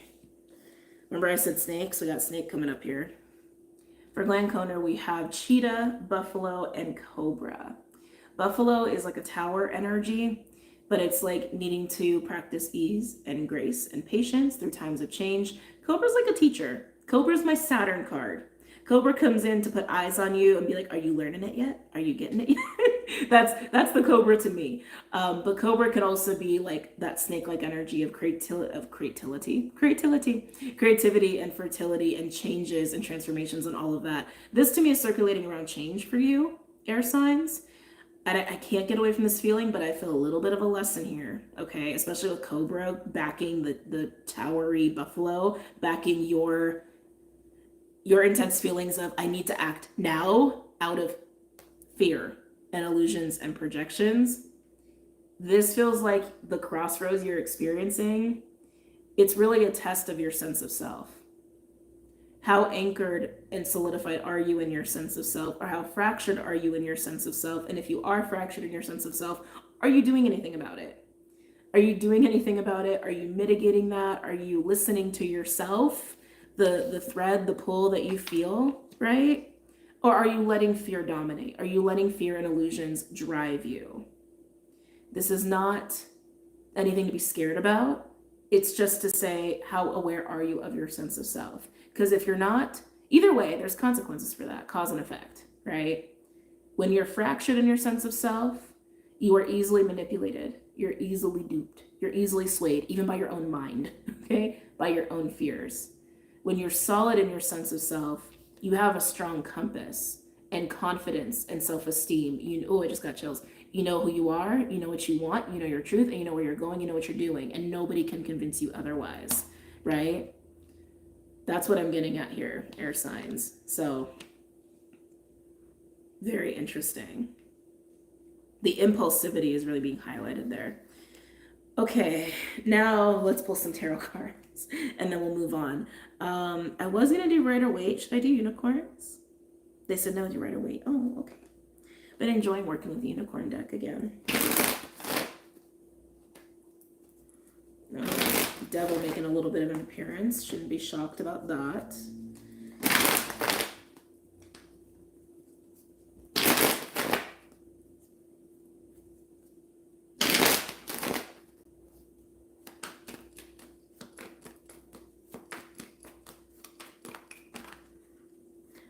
All right, any other messages or insights for air? Ooh, my little band-aid's coming off.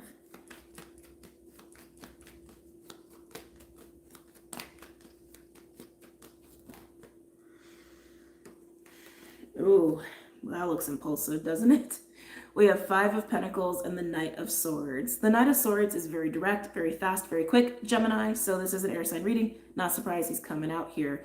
But in terms of the Five of Pentacles, right, Five of Pentacles is a feeling of being like out in the cold, like feeling left out, feeling down and out, feeling in a rut, feeling like scarcity, right? Feeling fear. No, we've only done air so far. Air is the first one this week. The Knight of Swords is this, I need to take action now.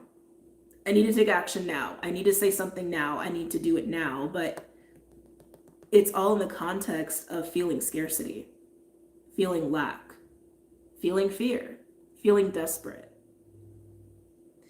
Yeah, they just keep coming back to the impulsivity, and why are you acting? Why are you saying? Why are you doing? And being mindful, right? Because with unity, we have Lion. Lion is a master of fire in this deck.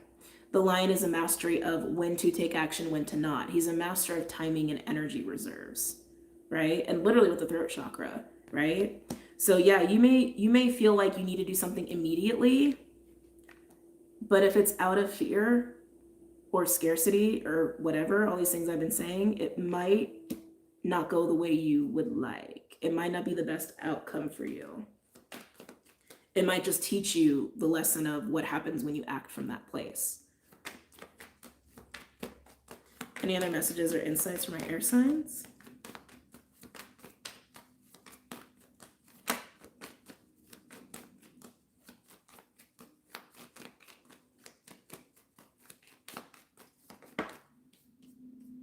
Come here. Beautiful. We have Temperance.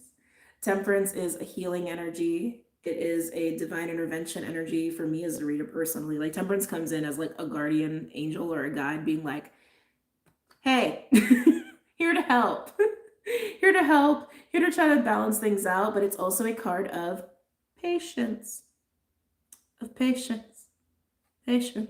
So air signs, patience versus impulsivity, and a unified versus fractured sense of self seems to be on the table for you this week. Can I get 2 more cards? Just 2 more cards, please. Now, keep in mind, air signs, because it's also a general reading, this can be reversed. Somebody in your reality could be experiencing this, not just you, okay? And if that's the case, they could also come at you with this kind of energy. So just know that, all right?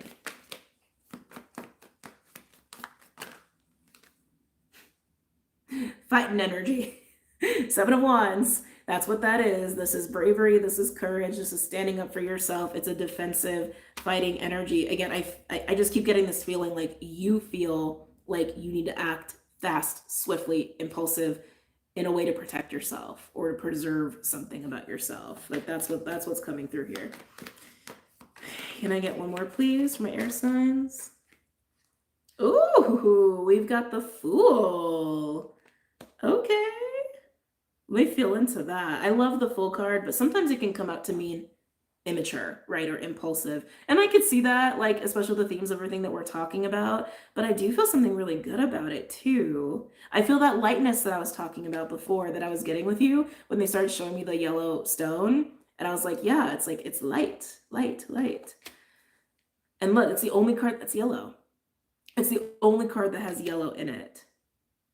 I feel like if you allow yourself to be patient and do your due diligence, especially again, if you have this experience, a fractured sense of self, or you got all this root work to do, whatever is like coming up for you in this time to deal with and confront so you can get to a place of patience, get to a place of balanced, unified sense of self, feeling really good about yourself, feeling like you have a good discernment of when to act and when to say something, etc. That feels good. That feels really good. It does feel like it's liberating you on some level, and it feels like it's liberating you from fear and illusions and all of that. That's what I feel there.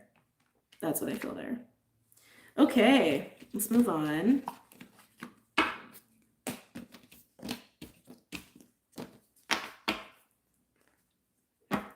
Okay, putting all the cards back. All right, who is next? Earth, fire or water?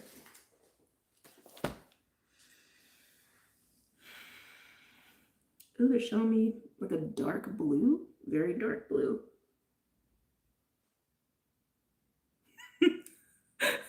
It glitched out for a second. I panicked. Are we're good? I think we're good. I think we're good. I think we're good. I'm just gonna trust that we're good.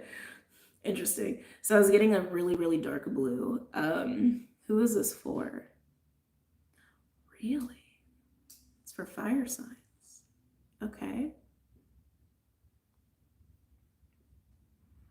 I mean, this is like almost, I almost want to say it's so dark blue, it's almost like black. It's like, I don't even know if there's a stone for that. So I'm just going to put like it's like a deep royal navy blue. Royal, yeah. It feels very like deep ocean, cosmic womb sort of deal for fire signs. Yeah, I think that's all I'm going to put because I'm not really getting a stone. Fire signs, I'm intrigued. I am very intrigued. What is going on with you, fire signs? Starting again with the Herbal Astrology Oracle. Aries, Leo, oh, Sag, like, I feel like you're like literally in deep water. Like, what is, I never feel this from my fire signs ever. Like, what is happening with you? Okay, Aries, Leo. Yeah, even as I'm like saying it, I feel like I'm just like, oh, like I feel this, like a drop of my stomach almost. Okay. Aries, Leo, Sag. Any messages or insights for my fire signs for this week? For Aries, Leo, Sag.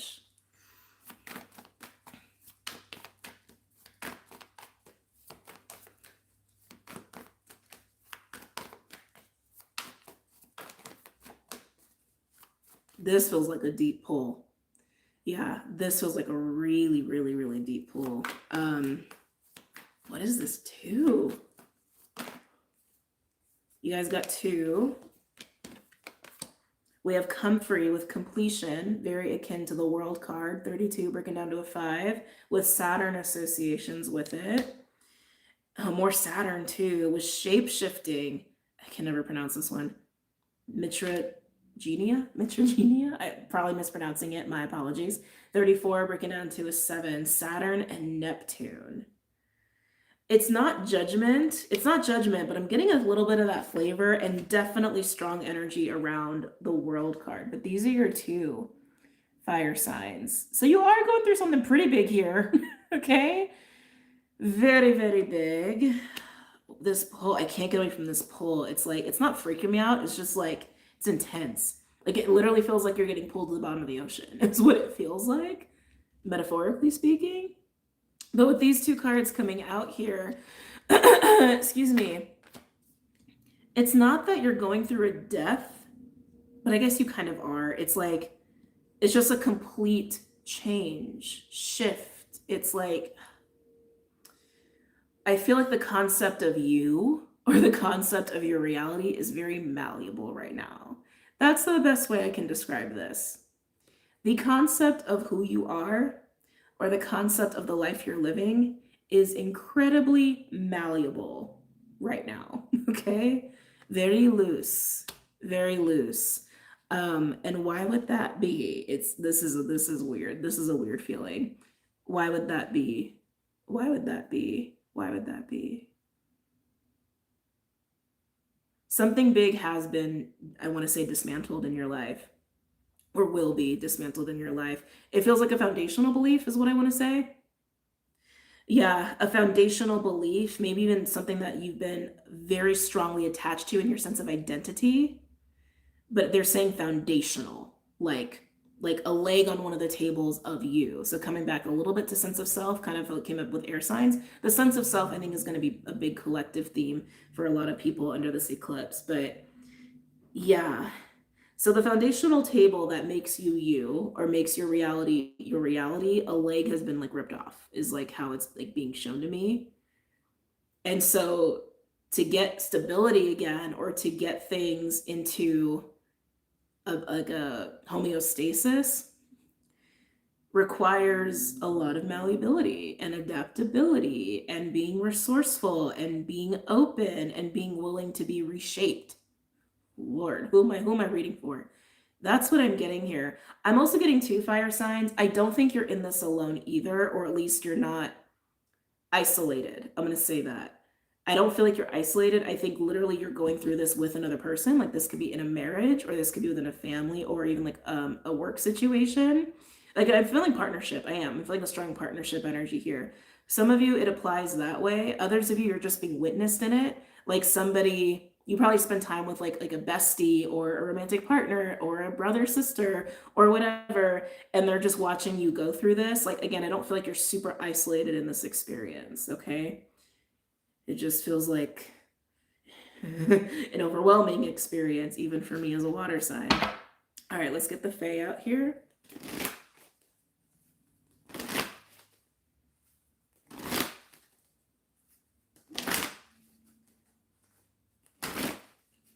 And because the leg has been ripped off the table, your perspective is very different now, too, is what I'm gathering. Your perspective is very different. I wouldn't be surprised if we get the Pook out here. Any messages or insights for my fire signs? Aries, Leo, Sag. Oh, Spirit Dancer. Well, we like to see that. 36, break it down to a 9. Spirit Dancer is literally how it sounds. It's yes, freedom. It's a free, wild, I can be me. I can do what feels right in the moment. It's a very loosey-goosey energy, which I think is coming in for you, like because of all of this, right? It's like when you break down a structure, a container of how things have been, whether it is beliefs or like your reality or whatever, it does open the gates to other things. It does open up to a freedom. And that's what I'm getting with that. So this is good. And again, they sound like the concept of you is very malleable right now. Oh, the collection of pixies. I feel like there's just a lot of help. Again, I also don't feel like you're alone in this. I feel assistance. I feel support. I feel people witnessing you or someone in it with you. And that feels really, really good. Yeah. Okay. Okay. It almost feels party-ish. Almost. Wait, what is that I'm feeling? I'm feeling that big pull again, and it's like deep in my body. You know what it is? It's almost like a sinking feeling, almost like dread, or almost like when you realize something like really bad, you're like, oh, like your stomach drops. And it's kind of what I said before, like my stomach dropped. What is that in the context of all of this? Because so far, everything that I'm seeing and feeling is very positive. But what is that sinking feeling? It feels like a realization. It feels like a realization of something. Can I get a final card for my fire signs? Aries, Leo, Sag.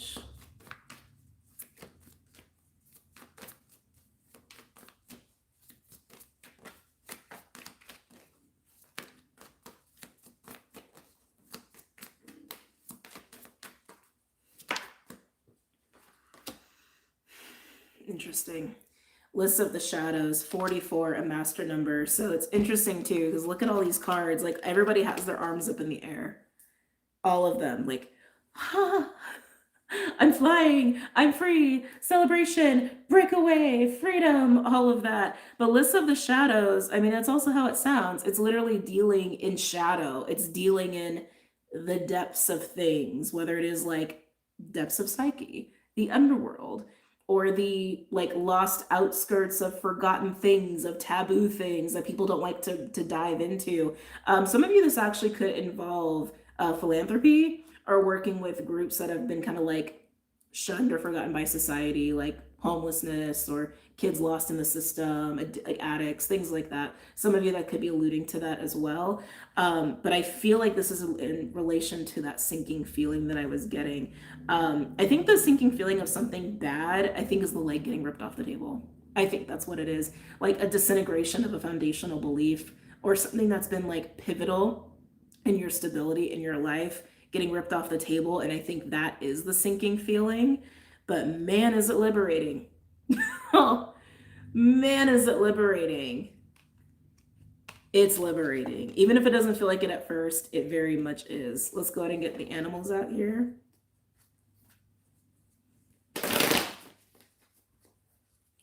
The cards look like the stages of flying. Oh, they do. They kind of do. Good eye.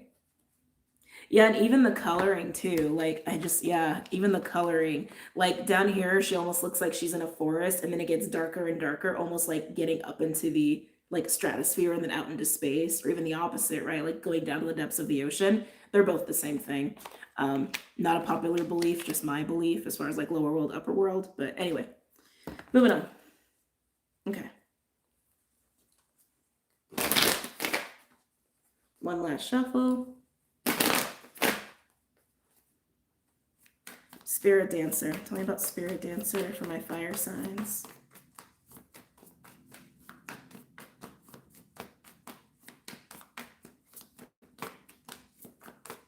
Some of you are letting go of a mask, like an image thing, a false identity, a false you, or a false belief. That's been a comfort. It's been a comfort for you. But I feel like the falsity around that, you've had it speaking honestly because of other people. They either forced it on you, or you felt like you needed to, I hate to say fit in, but that's kind of what I'm getting, or you wanted to be in with a certain group of people, so you just ascribed to that image, aesthetic, belief, lifestyle choice. I'm just calling a spade a spade. It's just what I'm getting. You're still live. I know. I'm gonna be live for a long time today. I got 2 other elements to do, so I wouldn't be surprised if this is gonna be like a 3-hour video. Anyway, Spirit Dancer.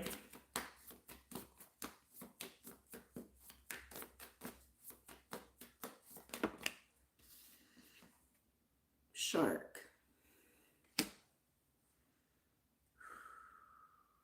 Okay. I feel like you're getting away from the shark is what that feels like to me. The shark can be one person, it can be an environment, it could be a group, it could even be a belief. But the shark is this perception that the walls are closing in. It's this perception that there's a threat around, that something is not safe. Maybe some people you're around, maybe because of that false belief or false identity, false thing that just wasn't you, but you were doing it anyway. Maybe that's what it was, and it actually is detrimental to you and to your own sense of freedom. Yeah, I'm feeling that's more the latter.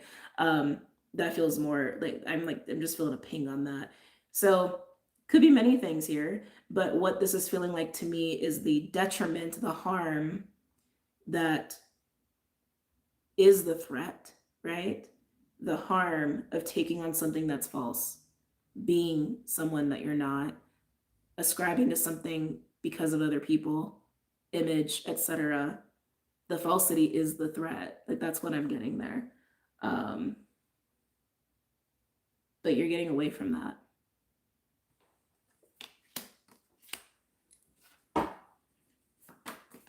Tell me about collection of pixies. And for some of you, this could absolutely be a group or a person that was just no.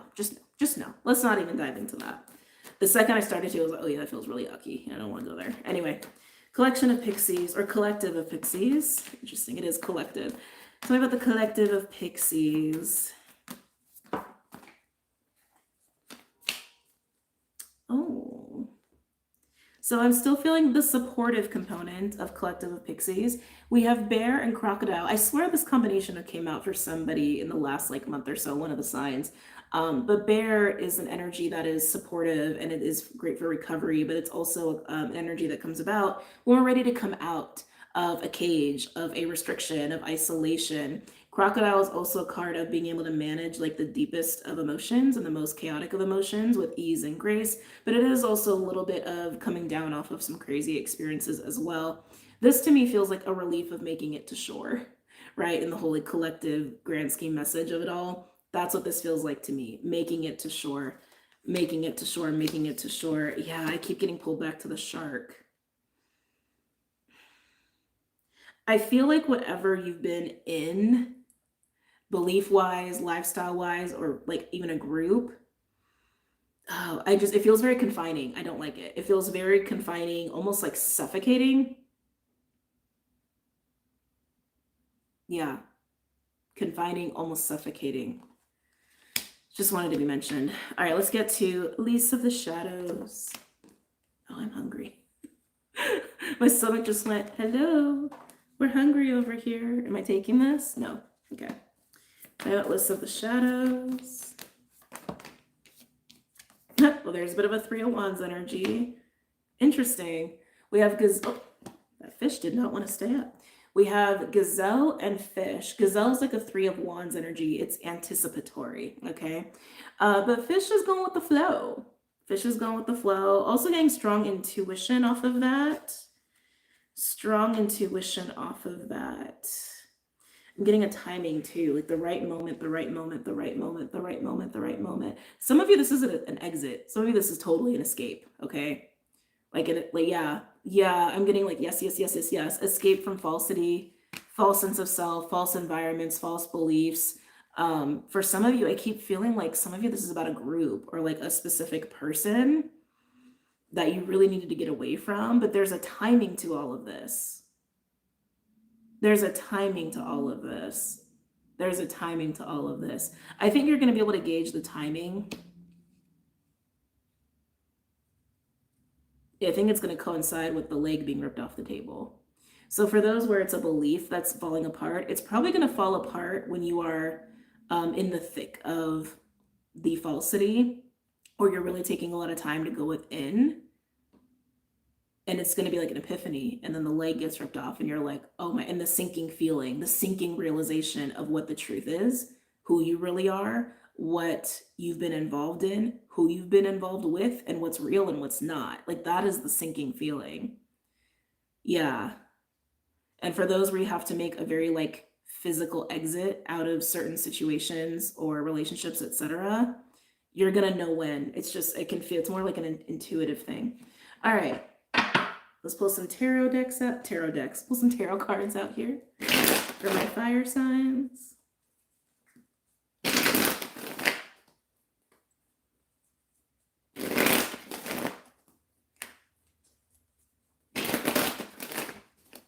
Okay. Excuse me. Any other messages or insights for my fire signs?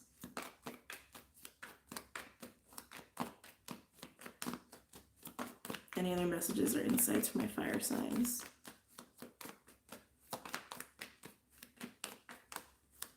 Yeah, this feels a little bit like a truth bomb. You're getting smacked in the face with truth. But you're supported though. You're definitely supported. You're supported. If not by people, by spirit. There's no doubt about that with Collective of Pixies and the Bear. Like, you're definitely supported in this transition. Any other messages, please? Two of Swords. Not surprised that's out here. This is Moon and Libra energy. It is being of two minds, of two conflicting truths. Normally I say the truths are both valid. I think one is false here for you, fire signs. I do. I feel like one sword is the falsity and one sword is the truth. The authentic you, what's healthy, what's right for you. And it's about making that decision and seeing that for what it is.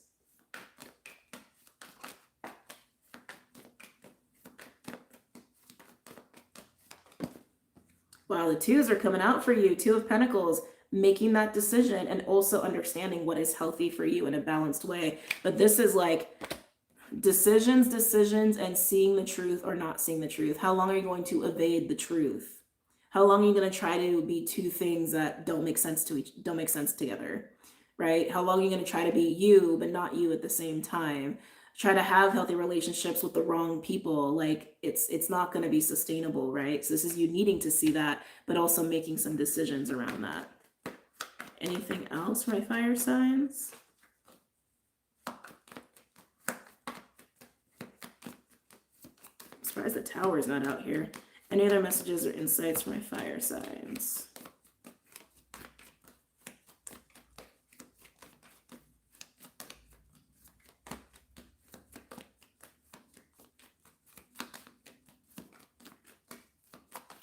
What? Hold on a second. Card explosion. Okay. So now we have the Knight of Wands. That is a card of freedom. That's a card of freedom, passion, excitement, going for it. That feels like the least of the shadows. That feels like the breaking out energy that will come, but I feel like it's out of a result of timing. Can I get one other card, please? Just what's between the twos and the Knight of Wands? What's between the twos and the Knight of Wands for my fire signs? What's between the twos and the Knight of Wands for my fire signs? Yep, Eight of Swords. Eight of Swords is mental imprisonment, but it's also fears, it's also illusions, it's falsity, right? It's not allowing ourselves to see the truth and allowing ourselves to be confined in a certain way. And that's also what I was getting for you. It just feels like you're confined, you're confined, you're confined. Remember what I said too, some of you are not in this alone, like some of you are going through this with another person, or someone's like kind of by your side witnessing you. Some of you, there may be a Knight of Wands person that is actually going to help you out here and offer you support, because what you need to embody is the Knight of Wands. So it's just the way the universe works. When you are learning to embody an energy, a lot of times it will show up in the form of a person or come by way of someone you know. So I'm also getting that. But yeah, this is totally breaking out of a false prison that you have been in. Okay. Wow. All right, let's move on. Do-do-do-do. Okay. So all we have left is earth or water. Get another sip of coffee. All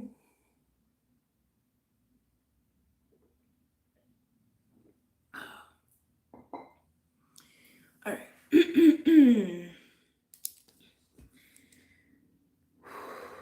Oh, I'm hearing the word vindication. Who is this for?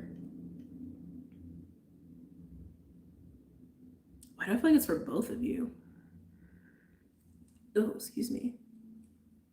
Vindication. Vindication. Who is this for? Is this for water? Is this for earth? I'm feeling it's for both. So there may be something going on with earth and water. But I'm going to start with earth signs. So I'm feeling it more in the earthly realm here. Okay. So just wanted to say, just wanted to mention that. Vindication. Earth. We're doing earth. All right. Capricorn. Taurus. Virgo. Capricorn. Taurus. Virgo. You're holding steady to something. Earth signs, you feel very solid right now, and maybe even very patient, unyielding. Like I feel like you're literally like embodying a tree. Like you're very much in your element. Dashboard confessional.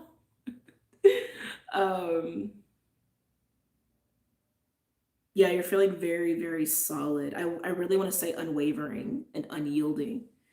I just searched for vindication translation. Yeah, vindication's like a justice thing. Like to be vindicated is to like be proven right or innocent and what have you. Yeah.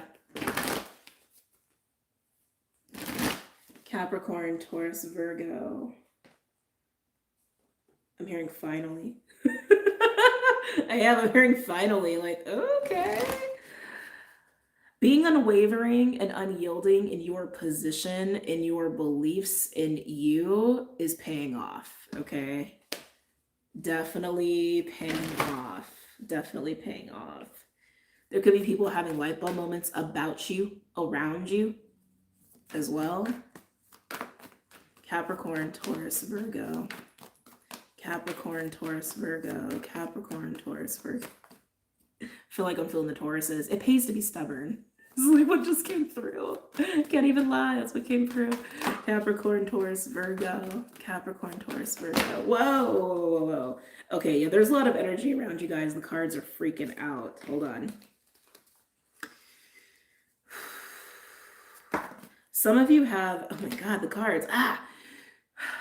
Some of you have definitely guarded boundaries is like the words that I'm getting, shielded yourself, maybe removed yourself, isolated yourself when it comes to certain people or situations. And I'm getting strong work energy there or money exchange energy there for some of you. Yeah, it feels like out of a need for like self-preservation, but I also feel like staying true to you. You removed yourself from something or someone somewhere.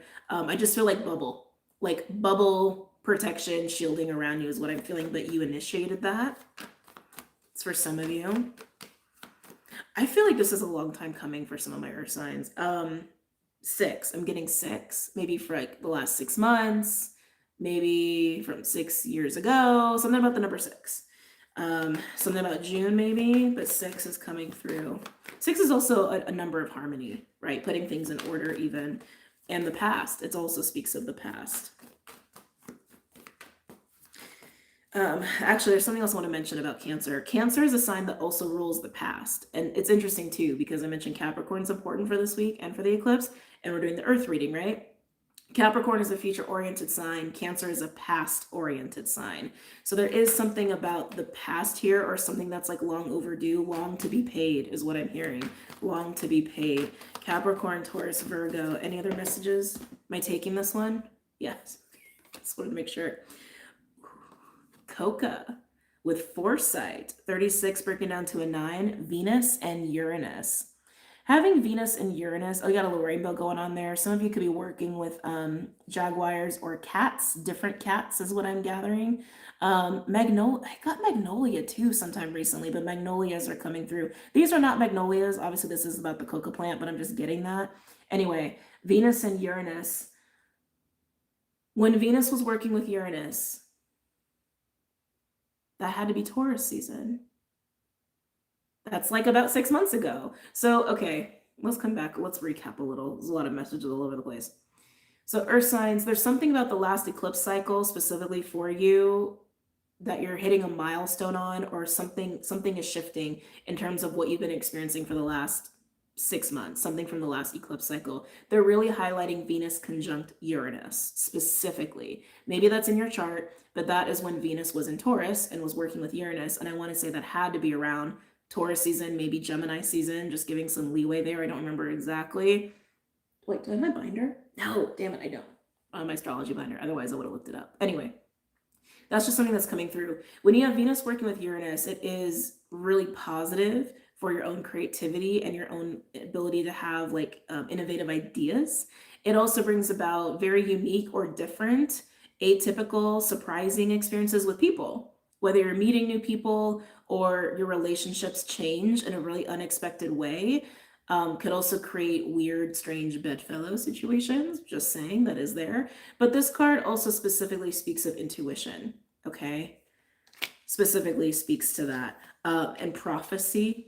Prophecy has also been a theme subtly in the collective as well. A lot of things going on here, a lot. But I really want to emphasize something about the last eclipse cycle season, something about Venus conjunct Uranus in Taurus is important for you, okay, as a Earth collective. So what I'm about to say also just stands true for the collective at large. Whatever was going on in Aries season, whatever you were really excited about, amped about, you can take that off the shelf, so to speak. You can revisit with this eclipse cycle, because we are, especially when we hit the full moon Aries, that inspiration is going to resurge. The memories of what happened around March and April are going to resurge for you. The confidence you were feeling, the excitement you were feeling, the possibilities you were open to. I am getting two earth signs that for you, something just shook. Something just shook. I swear it was like the earth below me shook. That's so crazy. Sometimes that happens. Sometimes I feel that. Anyway, let's come back. Something about that time moving forward into the present has been disappointing. It's also what I'm hearing. Has been disappointing. Maybe you had some ideas back in March, back in April, you were excited about. Maybe they've fallen apart. Maybe you can't even take it off the shelf. Maybe it doesn't exist anymore. There's some sort of insight you're going to come into about why things happen the way they happened, okay? And what is truly available to you and what you're truly capable of. But if certain things fell apart, it really did happen for a reason, and you will come to understand why that is, okay? Let me get one other one, please, for my earth signs.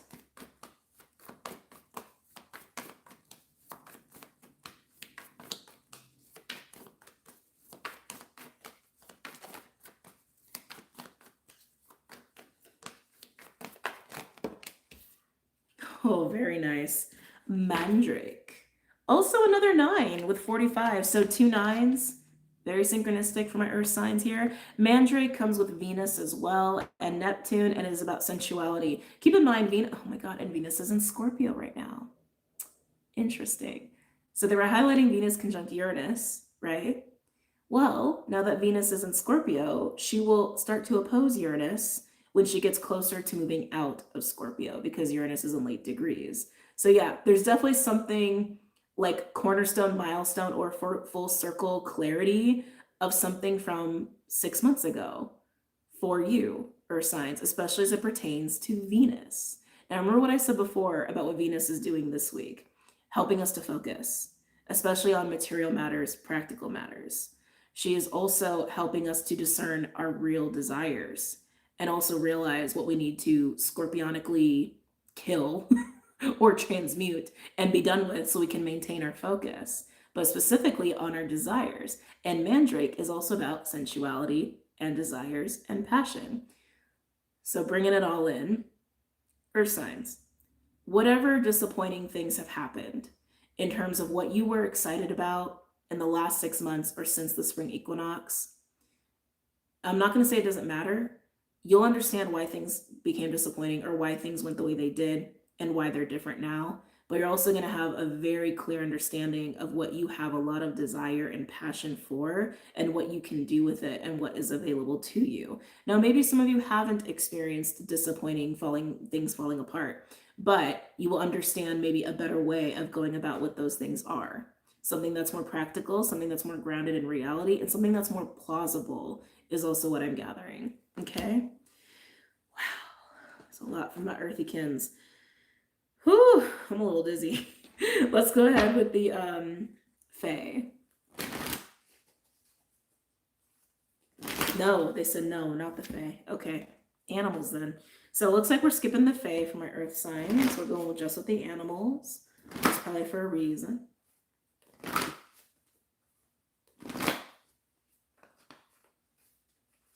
Any other messages or insights from my earth signs?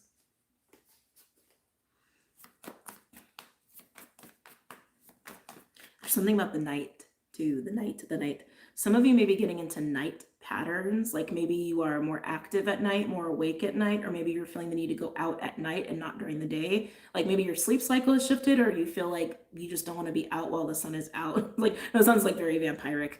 But there's something about the night. Because like, okay, when we shift into night, just generally speaking, it's different, okay? The spirits that are engaged and active are very different. The kind of people that are out are very different. There's something about the nighttime for you where it feels like you're getting really active or something in you is getting stimulated. I almost want to say you may even be feeling more creative at night. That feels very right. As far as going out at night, especially for those who are intuitive, keep your eyes and ears open, just discernment. Certain things may be attracted to you is all that I'm getting at. But there's something about night, and I'm hearing your night instincts, your nighttime instincts, whatever. All right, let's move on. Ooh, okay. So we have Horus. That's kind of perfect for Earth. He is a master of Earth. I often equate he to the High Priestess and Queen of Pentacles and Queen of Cups. There is a freedom, a stamina, an ease, and a grace that comes with Horus, and also a lot of a mastery of multitasking as well. Okay, very, very Earth sign. I'm hearing elegance. Some of you are navigating your life or even like physically maybe moving. Maybe even like your walk has changed. What are you doing at night, Earth signs? What are you doing? What are you doing at night? Because suddenly I got this feeling of like you have more elegance in your walk or in the way you move or like your body language. Like something feels like you're actually becoming more sensual, like innately. Oh, that's very interesting. It's very interesting. Okay. Anyway. Any other messages or insights for my Earth signs? I'm getting the word vindicated again. Vindication. If things fall apart, it really is for the better. I think deep down you know that, but getting the confirmation in whatever way it's going to happen to you in your waking life, I think is going to just be like, I think it's going to make you feel over the moon. Almost like, oh, thank God it didn't happen the other way is kind of what I'm getting here.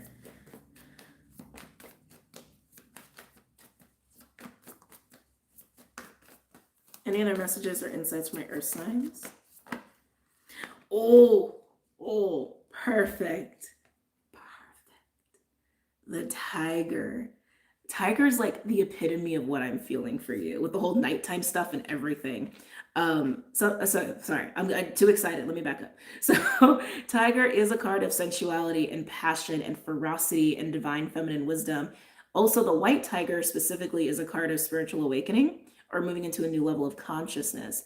But the tiger, as an animal medicine, not just white tiger, but just generally tiger, does speak to that. Like almost things are kind of heightened in the like in-betweens, like in that feminine space, which is like the in-betweens or even nighttime. And I keep getting that here for you. Something going on at night.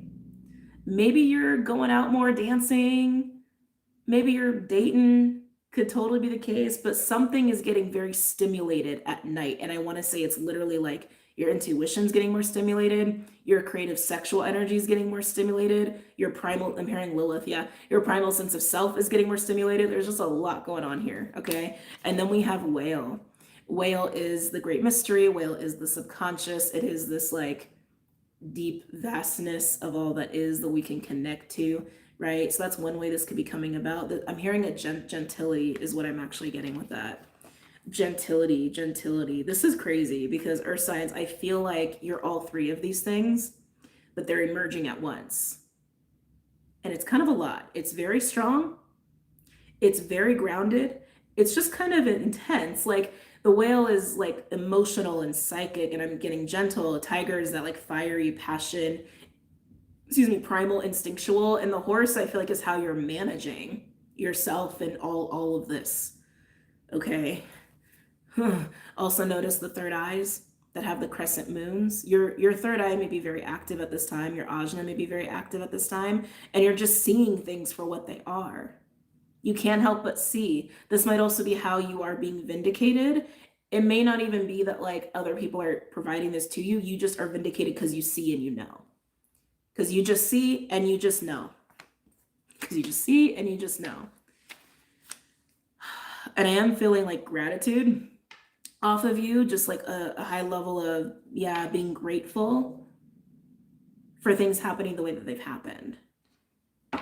Wow. Tarot cards? Tarot cards. Okay.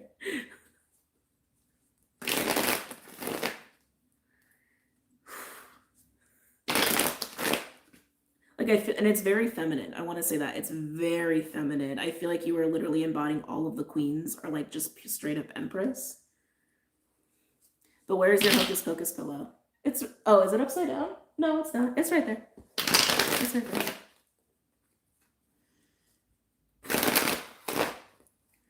Okay.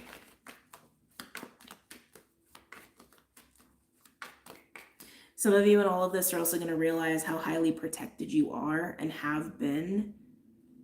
Yeah, I just feel like so much just like, oh, thank God for the way things have gone. Like it just, again, over the moon is what keeps coming through.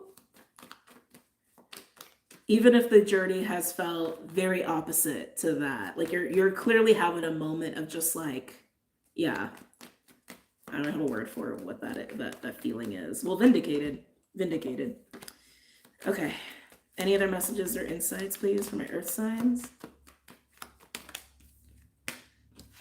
Interesting.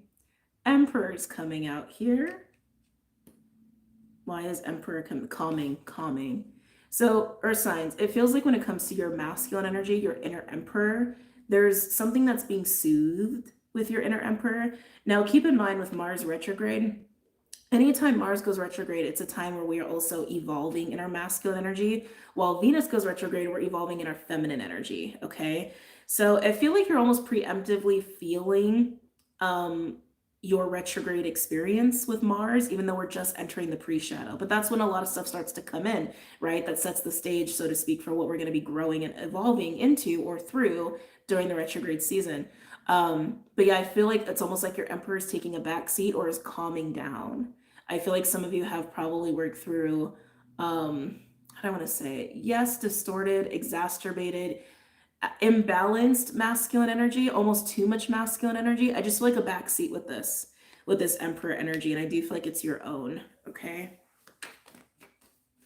Yeah, gentle. You're being more gentle, not just with yourself, but other people, and it's also coinciding with the whale, okay? Anything else for my earth signs?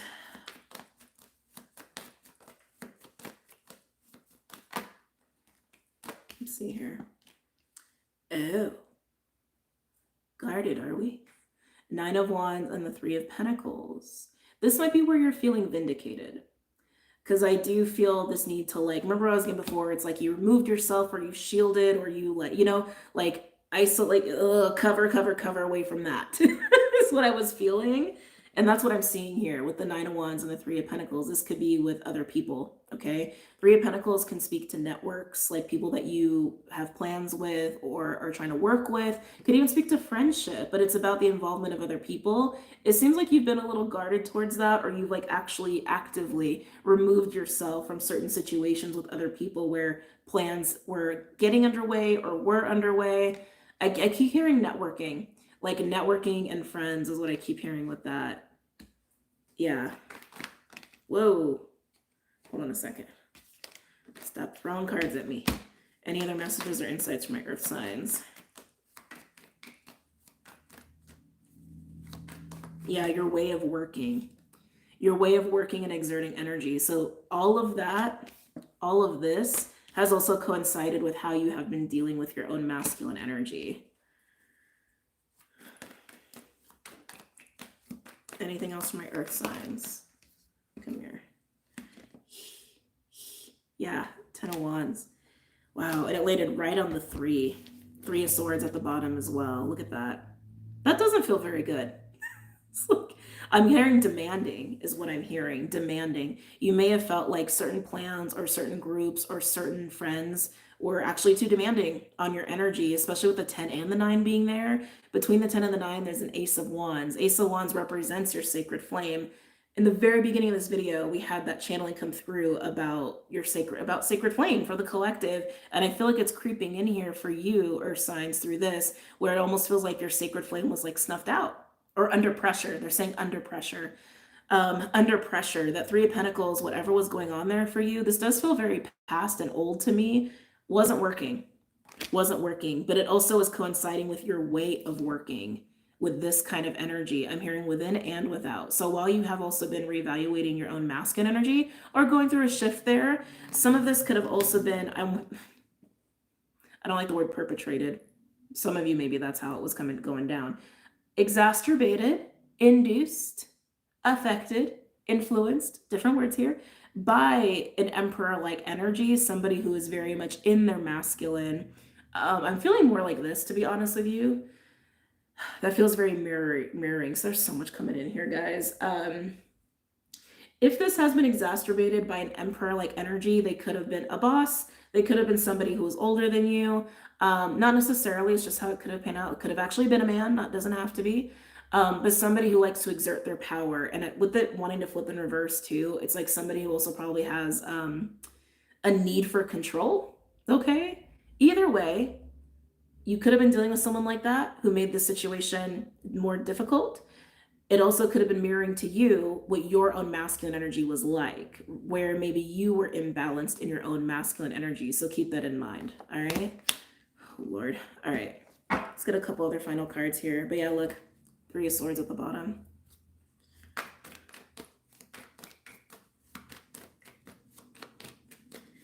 Any other messages or insights for my earth signs? Big changes, big changes, big changes, big changes. Some of you are still dealing with this. Some of you are still reworking your masculine energy in the way that you work. That could mean literal work, or that could just mean how you exert and assert yourself, okay? In whatever way, right? To get into more of that feminine energy, get more into flow, something that's natural, not forced and burdensome, okay? Then I'm also hearing be brave with your uniqueness. Be brave with your individuality. Be brave with what works for you. With what works for you. Anything else for my earth signs? Can I get 2 more cards, please? Just 2 more cards. Got one.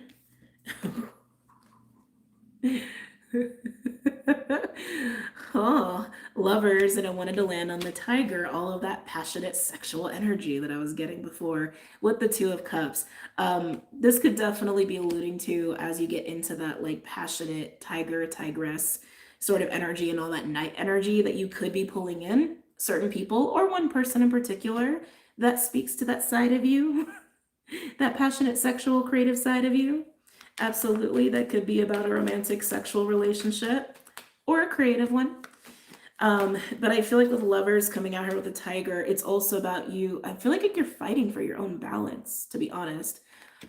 Yeah, like you're fighting on behalf of yourself and what feels good for you, what is good for you. They're saying not just what feels, but what is good for you in your own personal alignment, what makes you feel powerful and confident and vitality, like to have vitality.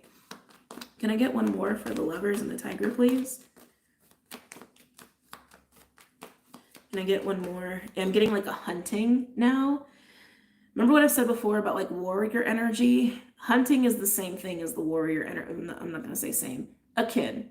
Hunting is akin to warrior energy. It feels like you are hunting out imbalances to balance things out for yourself. I really feel like this is all about you, no matter what has gone on outside of you.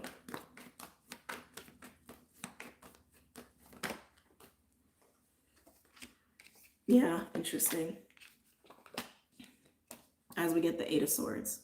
Eight of Swords is illusions, projections, fears. Again, hunting out that so you can have balance, harmony. There's something else I wanted to come through here. Again, with vindication, vindication, vindication. Whatever was going on over here, it definitely involved other people or another person. This was not solo, and I really feel that. That was not solo. You might have gotten projected on as well. Hold on. You might have gotten projected on, misunderstood, not seen clearly. This could also be part of your vindication. Like now that you are coming into this like solid way of you, right? Really prioritizing your balance and all of that and getting clarity on things that have happened. You just being in like the most authentic state of you in such a strong way is vindication, because it's also exuding who you really are in the face of anyone who ever told you otherwise, right? Or who treated you otherwise. Oh, all right, moving on. That was intense. Makes me nervous for water signs. Water signs, I'm nervous for you. As the village card got pulled up accidentally. Maybe something with family or community for you or home for you. Whew. My throat's getting raspier. Okay. Water signs. I'm nervous. I'm nervous to do your reading.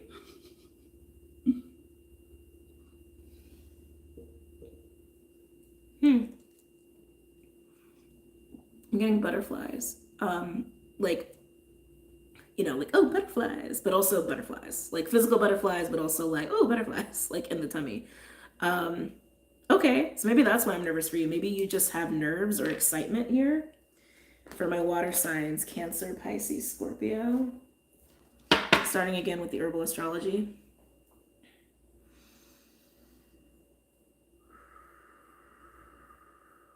Yeah, because water signs, when you think about it, the grand water trine is you, right? And that is all about positive, reinforcing, supportive energy with commitments and relationships, desires, fiery passion desires and desires of the heart. It's also healing, majorly healing. It's also about letting go and getting into the natural flow of just energy and emotions. So yeah, I feel okay. Maybe we probably don't need to be nervous about your reading, but I feel butterflies in your tummy. So I think there's probably something stirring up in you that's very exciting. And probably a lot to look forward to, honestly. But let's see. For my water signs, for Cancer, Pisces, Scorpio.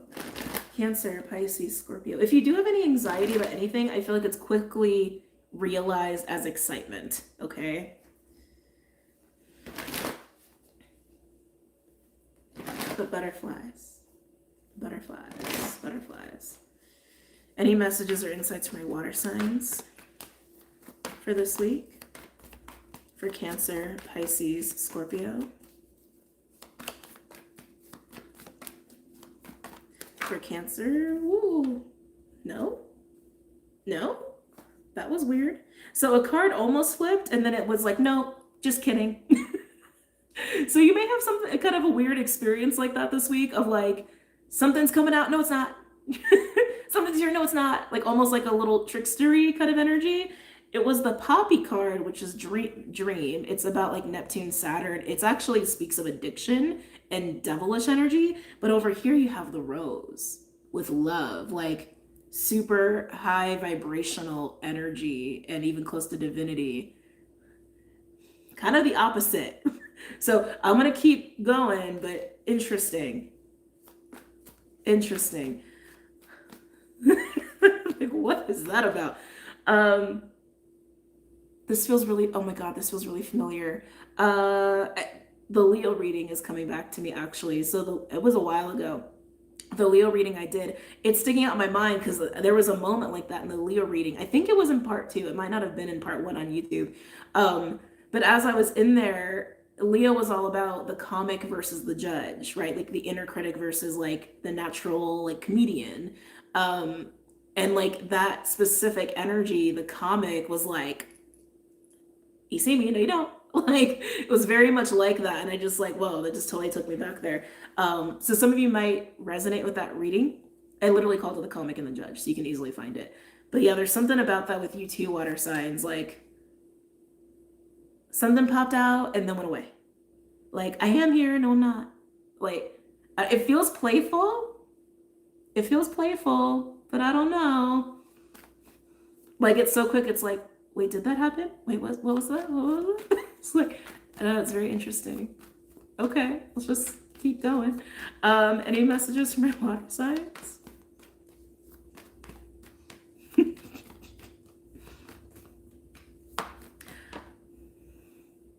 I feel like this is a playful person. I don't think it's you, because I think it's catching you off guard. It could be actual fae, like, you know, usually like, fairies, yeah. It could actually be fae. It could be like actual beings, but they're playful, which does kind of scream fae. But I feel like some of you, this is a playful person. And being drawn to my sugar skull. Playful person. And it's a sugar skull, which just screams Scorpio season, right? And even harvest season. And we are talking water signs here. Some of you, this is an ancestor. Some of you, this is a playful ancestor trying to get your attention. I feel like this is also to say, like, to bring a little bit more lightness into just your present moment, into your reality, into your situation, to like laugh and play more, be more jovial, and really, desire, and allowing yourself to really get into those desires and come from that place. But some of you may be dealing with a very playful person, like tangibly physical person. Oh, okay. Any messages or insights? Yeah, it's, sorry, I gotta stop because I'm like, this energy is so bizarre to me. Yeah, it's like you're looking over here and then something like clicks over here and you're like, wait, what was that? Like that was something I needed to pay attention to. It's like a flash in the pan.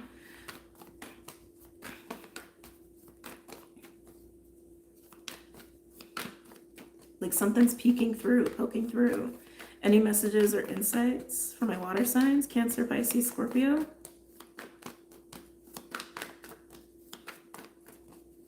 It feels good. It feels good.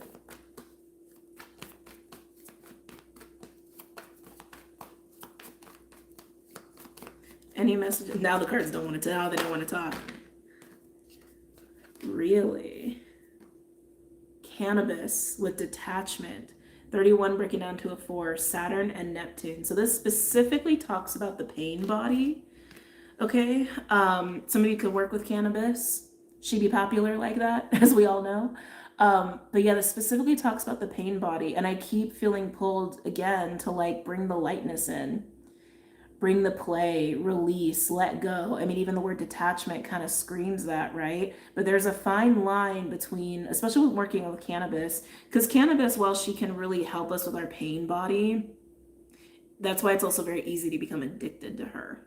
and abuse her and misuse her. And it's kind of bringing back to what came up before, like the devil versus the rose, right? Or like dream poppy versus rose. Like, and poppies literally are like the root plant in a lot of painkillers that are addictive.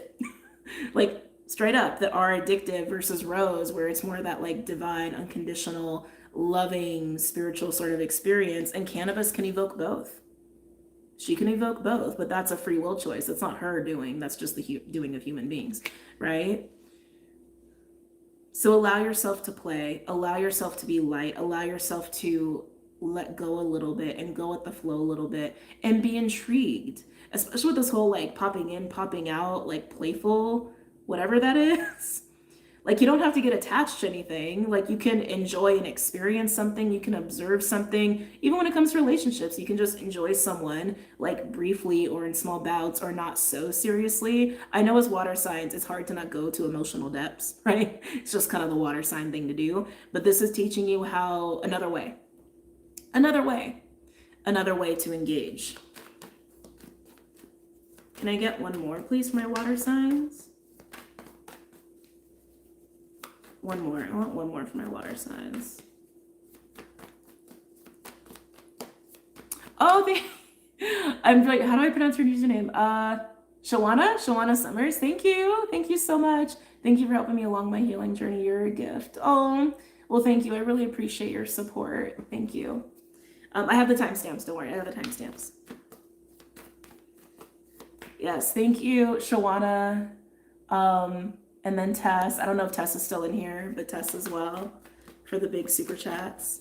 Can I get one more for my water signs, please? Just one more. Ooh. I heard vessel. Amanita. Conduit. 42 breaking down to a 6. So we have strong Neptune here for my water signs. We have Saturn and Neptune, and then Neptune, Pluto, and Mercury. It's a lot of astrology going on in these two cards alone. But the playfulness, as I mentioned before, being mindful of their pain body, being mindful of addiction and codependency versus allowing yourself to easefully and flow with love and divine energies versus getting overly entrenched and attached in that codependent way. But Amanita with conduit, I like literally am feeling like vessel, channeling, empathy, compassion, like the flow through the body is what I'm feeling. So kind of what I was saying before, it's like allowing for that natural flow to happen. But for some of my mystics, this is going a whole level further in the realm of actually channeling or literally doing grid work, or even high levels of empathy. They're really hitting home on the empathy though. Look at all the fae in there. There's a lot of fae in there. Yeah, they're really hitting home on the empathy. I feel like water signs, what's going on this week is you learning how to really enjoy all of the desires and pleasures of life and relationships specifically, but in a way that's playful and light and not so encompassing, not so intense, not so much attachment, but the flow. They're really emphasizing the flow, the flow, the flow, the flow, the flow, the flow.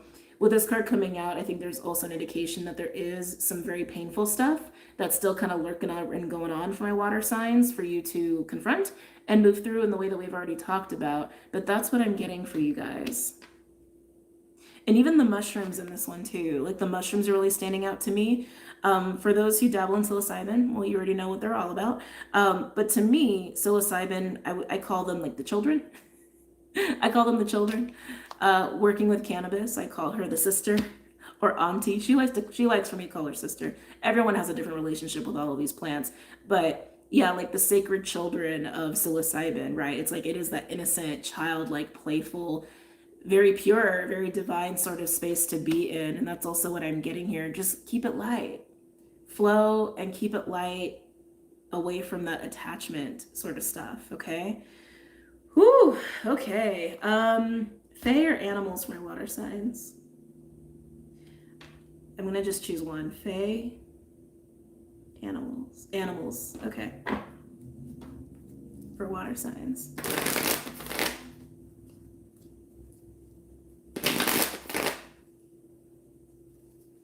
All for this week's reading. Odd World. Yeah. I mean, I think sometimes people, I mean, we know in our spiritual, we know in our community, right? It's like everything is a spirit. Like we know that. But I think some people are not really like super aware of like of that, right? That everything we consume, right? Everything that comes from the natural world is a spirit. All of them. Spirits around us all the time.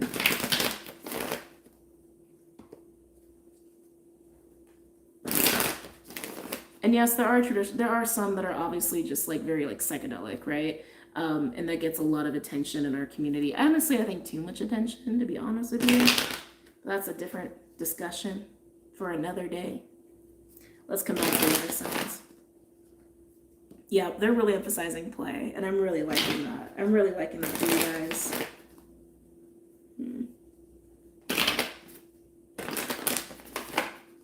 Have you ever done shrooms? Yes. Yes, I have worked with shrooms. I haven't in a little bit though. I've worked with different plant medicines and I've like worked on cultivating those relationships. And it would be cool to like host certain plant medicine ceremonies. But I've also come into a lot of realization of like the ethical things around that, which also has made me aware that if that were to ever be a thing, it probably would be a ways off just because I think that should come with a high level of ethics and practices that I just haven't seen a whole lot of, honestly, in the world. Anyway, coming back. Again, discussion for another day. Okay.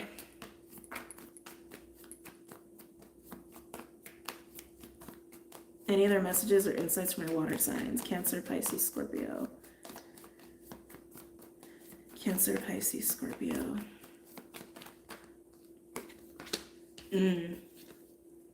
We have the snake tapping, and more snakes, tapping into your untapped potential. Also speaks to Kundalini energy, a little bit of ascension-y vibe. Activations is what I'm hearing. Activations. Something is coming up within you, coming up online for some of you.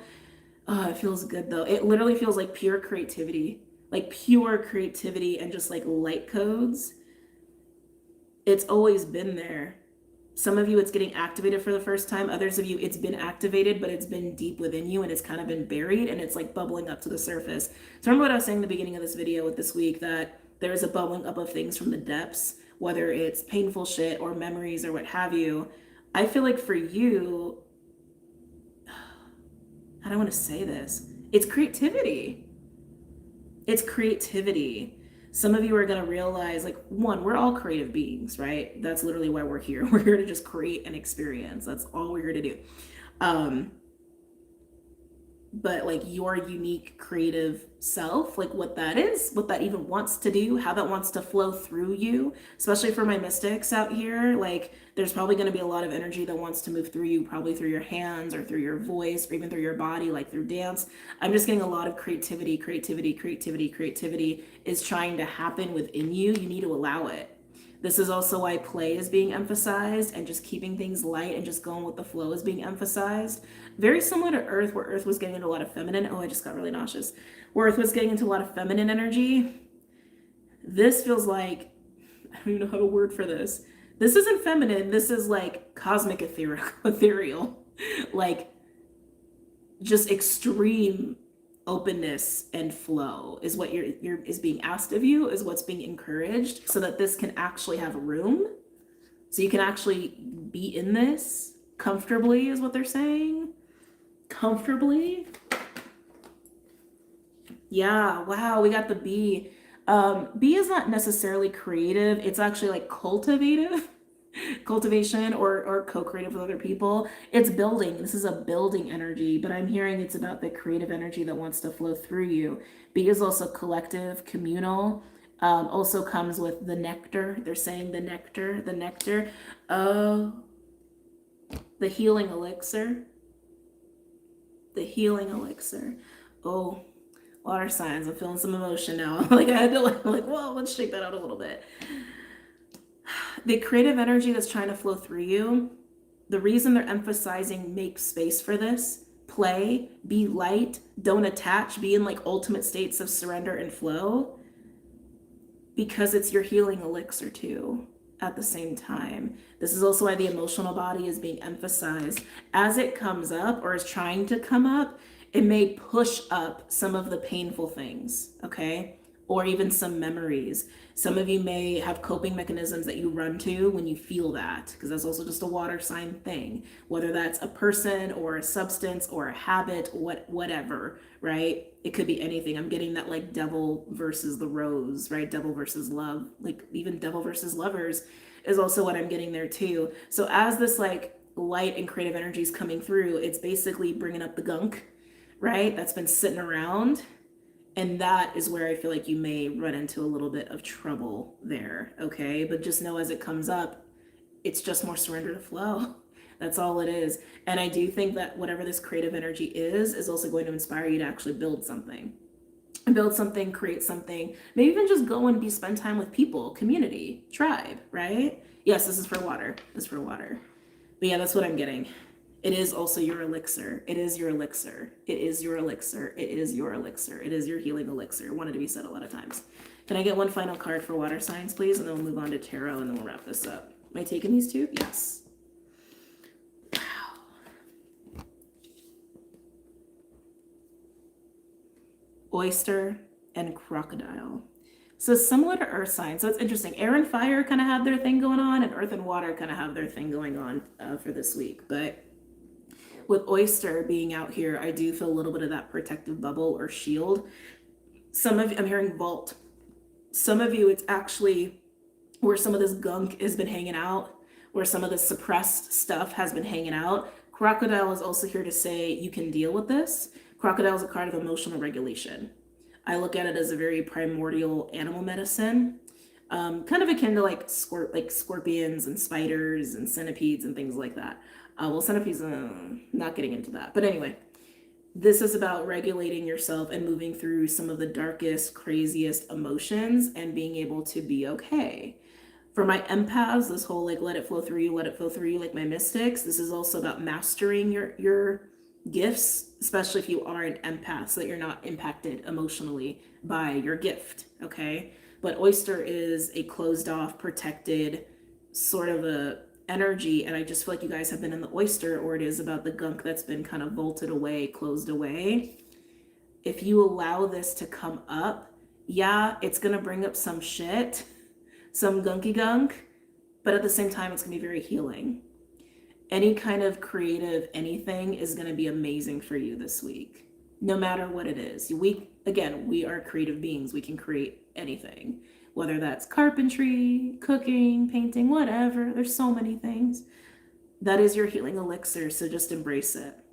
Okay, embrace it. And for some of you, community, like I said, will be a part of this, but some of you will also be building or cultivating or creating something for yourself as a result.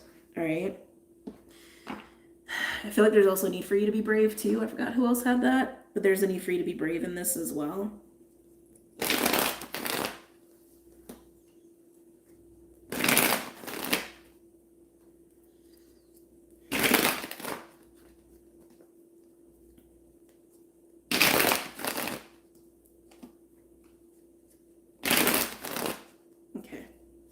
Any messages or insights from my water signs? They're bringing up the playfulness again. That playful little flash in the plan. Maybe in the plan. I don't know. In the pan may not be external. For some of you, it actually is you. Like it's a piece of you that's like, and then you're like, whoa, wait. Like I just keep feeling like a flash of play, a flash of excitement, a flash of giddiness, a flash of like inner childness, whatever. Again, it could be external, but I think some of you will experience this internally as well.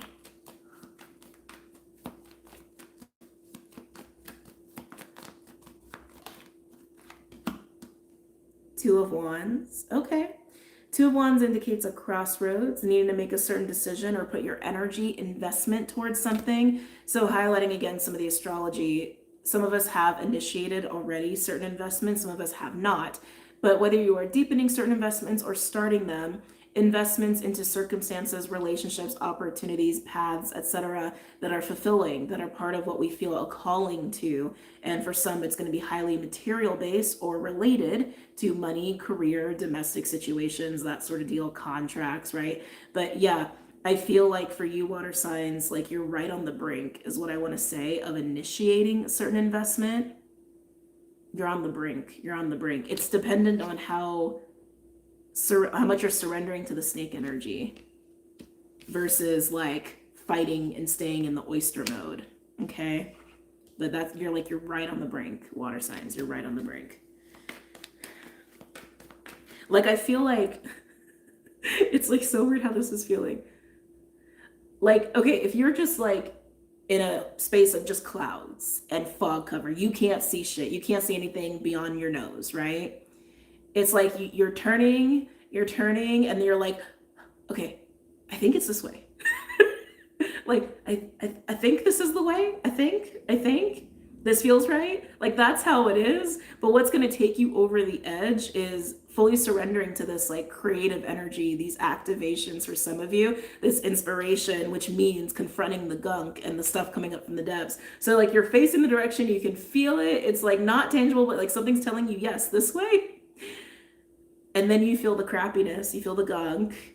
And as you allow yourself to feel that, you're going to start to feel more creative and inspired, and the clouds are going to start to lift. Okay. And then you're going to know, yes, that is the direction. Like, that's how that wants to come through. Hold on. Hey, Alejandra, how are you? Hope you're doing good.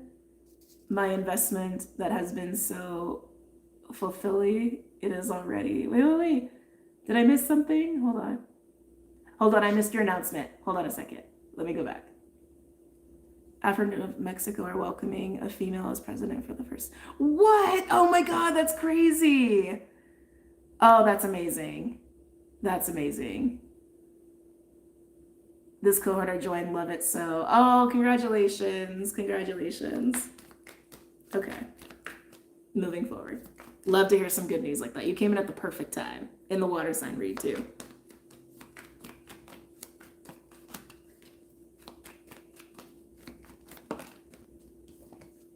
Page of Cups. Page of Cups is the card of innocence. It's also the inner child. It's also a card of emotional honesty, right? This is the energy that is, one, I think the playful peeking through, whatever that peeking through like is. I feel like, again, most of you, that's just a piece of you, or it could be someone external. But that energy is also part of the snake energy that's coming up and out. And it feels really, really good. And I want to say it's innocence and creativity. Innocence and creativity. Anything else for my water signs?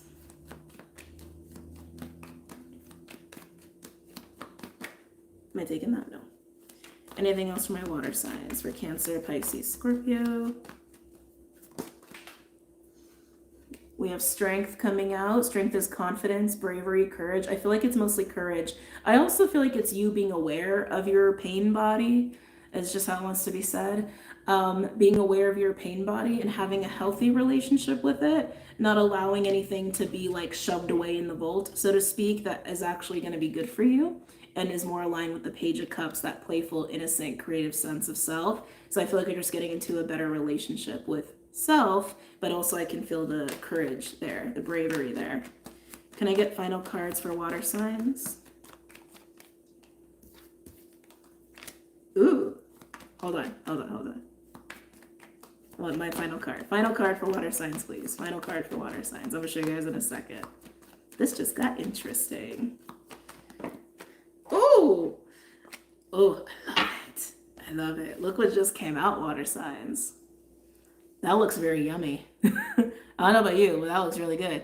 Knight of Cups and the Ace of Wands. First of all, I do feel like most of you, this is you, as you are fully surrendered into the snake energy. You've worked through the gunk. You're making it to the shore, right? Like, collectively speaking, your heart is open. Your heart is forward. It's also the next evolution of the page, where this is that core, innocent, just yearning and spark of who you are.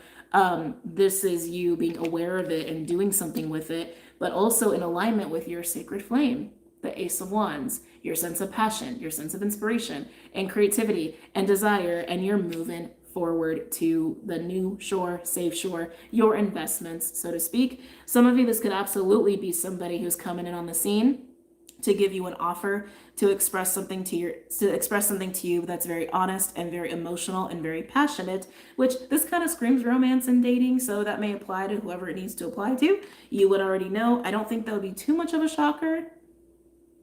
Well, no, it might be. with him holding the cup and it being an Ace of Wands, this could be somebody new. For those where that applies, it could be somebody new. But yeah, for the most part, water signs, this is you just like fully surrendered in that snake energy and happy and excited and ready and just like you're going. Okay, that feels so good. Okay, that is complete. That completes the weekly 3 hours later. I hope you guys enjoyed the weekly today. I definitely did. I enjoyed sitting here with you guys and just really allowing myself to get in it because that's just how I do. But I hope you guys having a great eclipse and a great week, and I will see you guys very soon. I know I haven't posted the signs yet on YouTube. I still need to do Pisces, which if there's energy and bandwidth today, I'll do Pisces.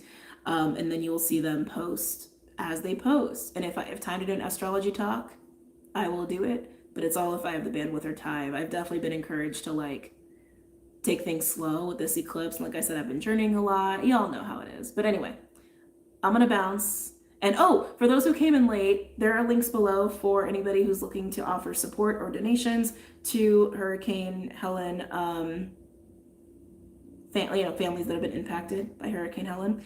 I also posted about it on the community tab. So if you have any reputable organizations you want to share with other people, please do so on the community tab or here, on the post on the community tab or here. And yeah, so that's it. All right, now I'm gonna go. Love you guys. Take care. Have a great week, and I will see you guys soon.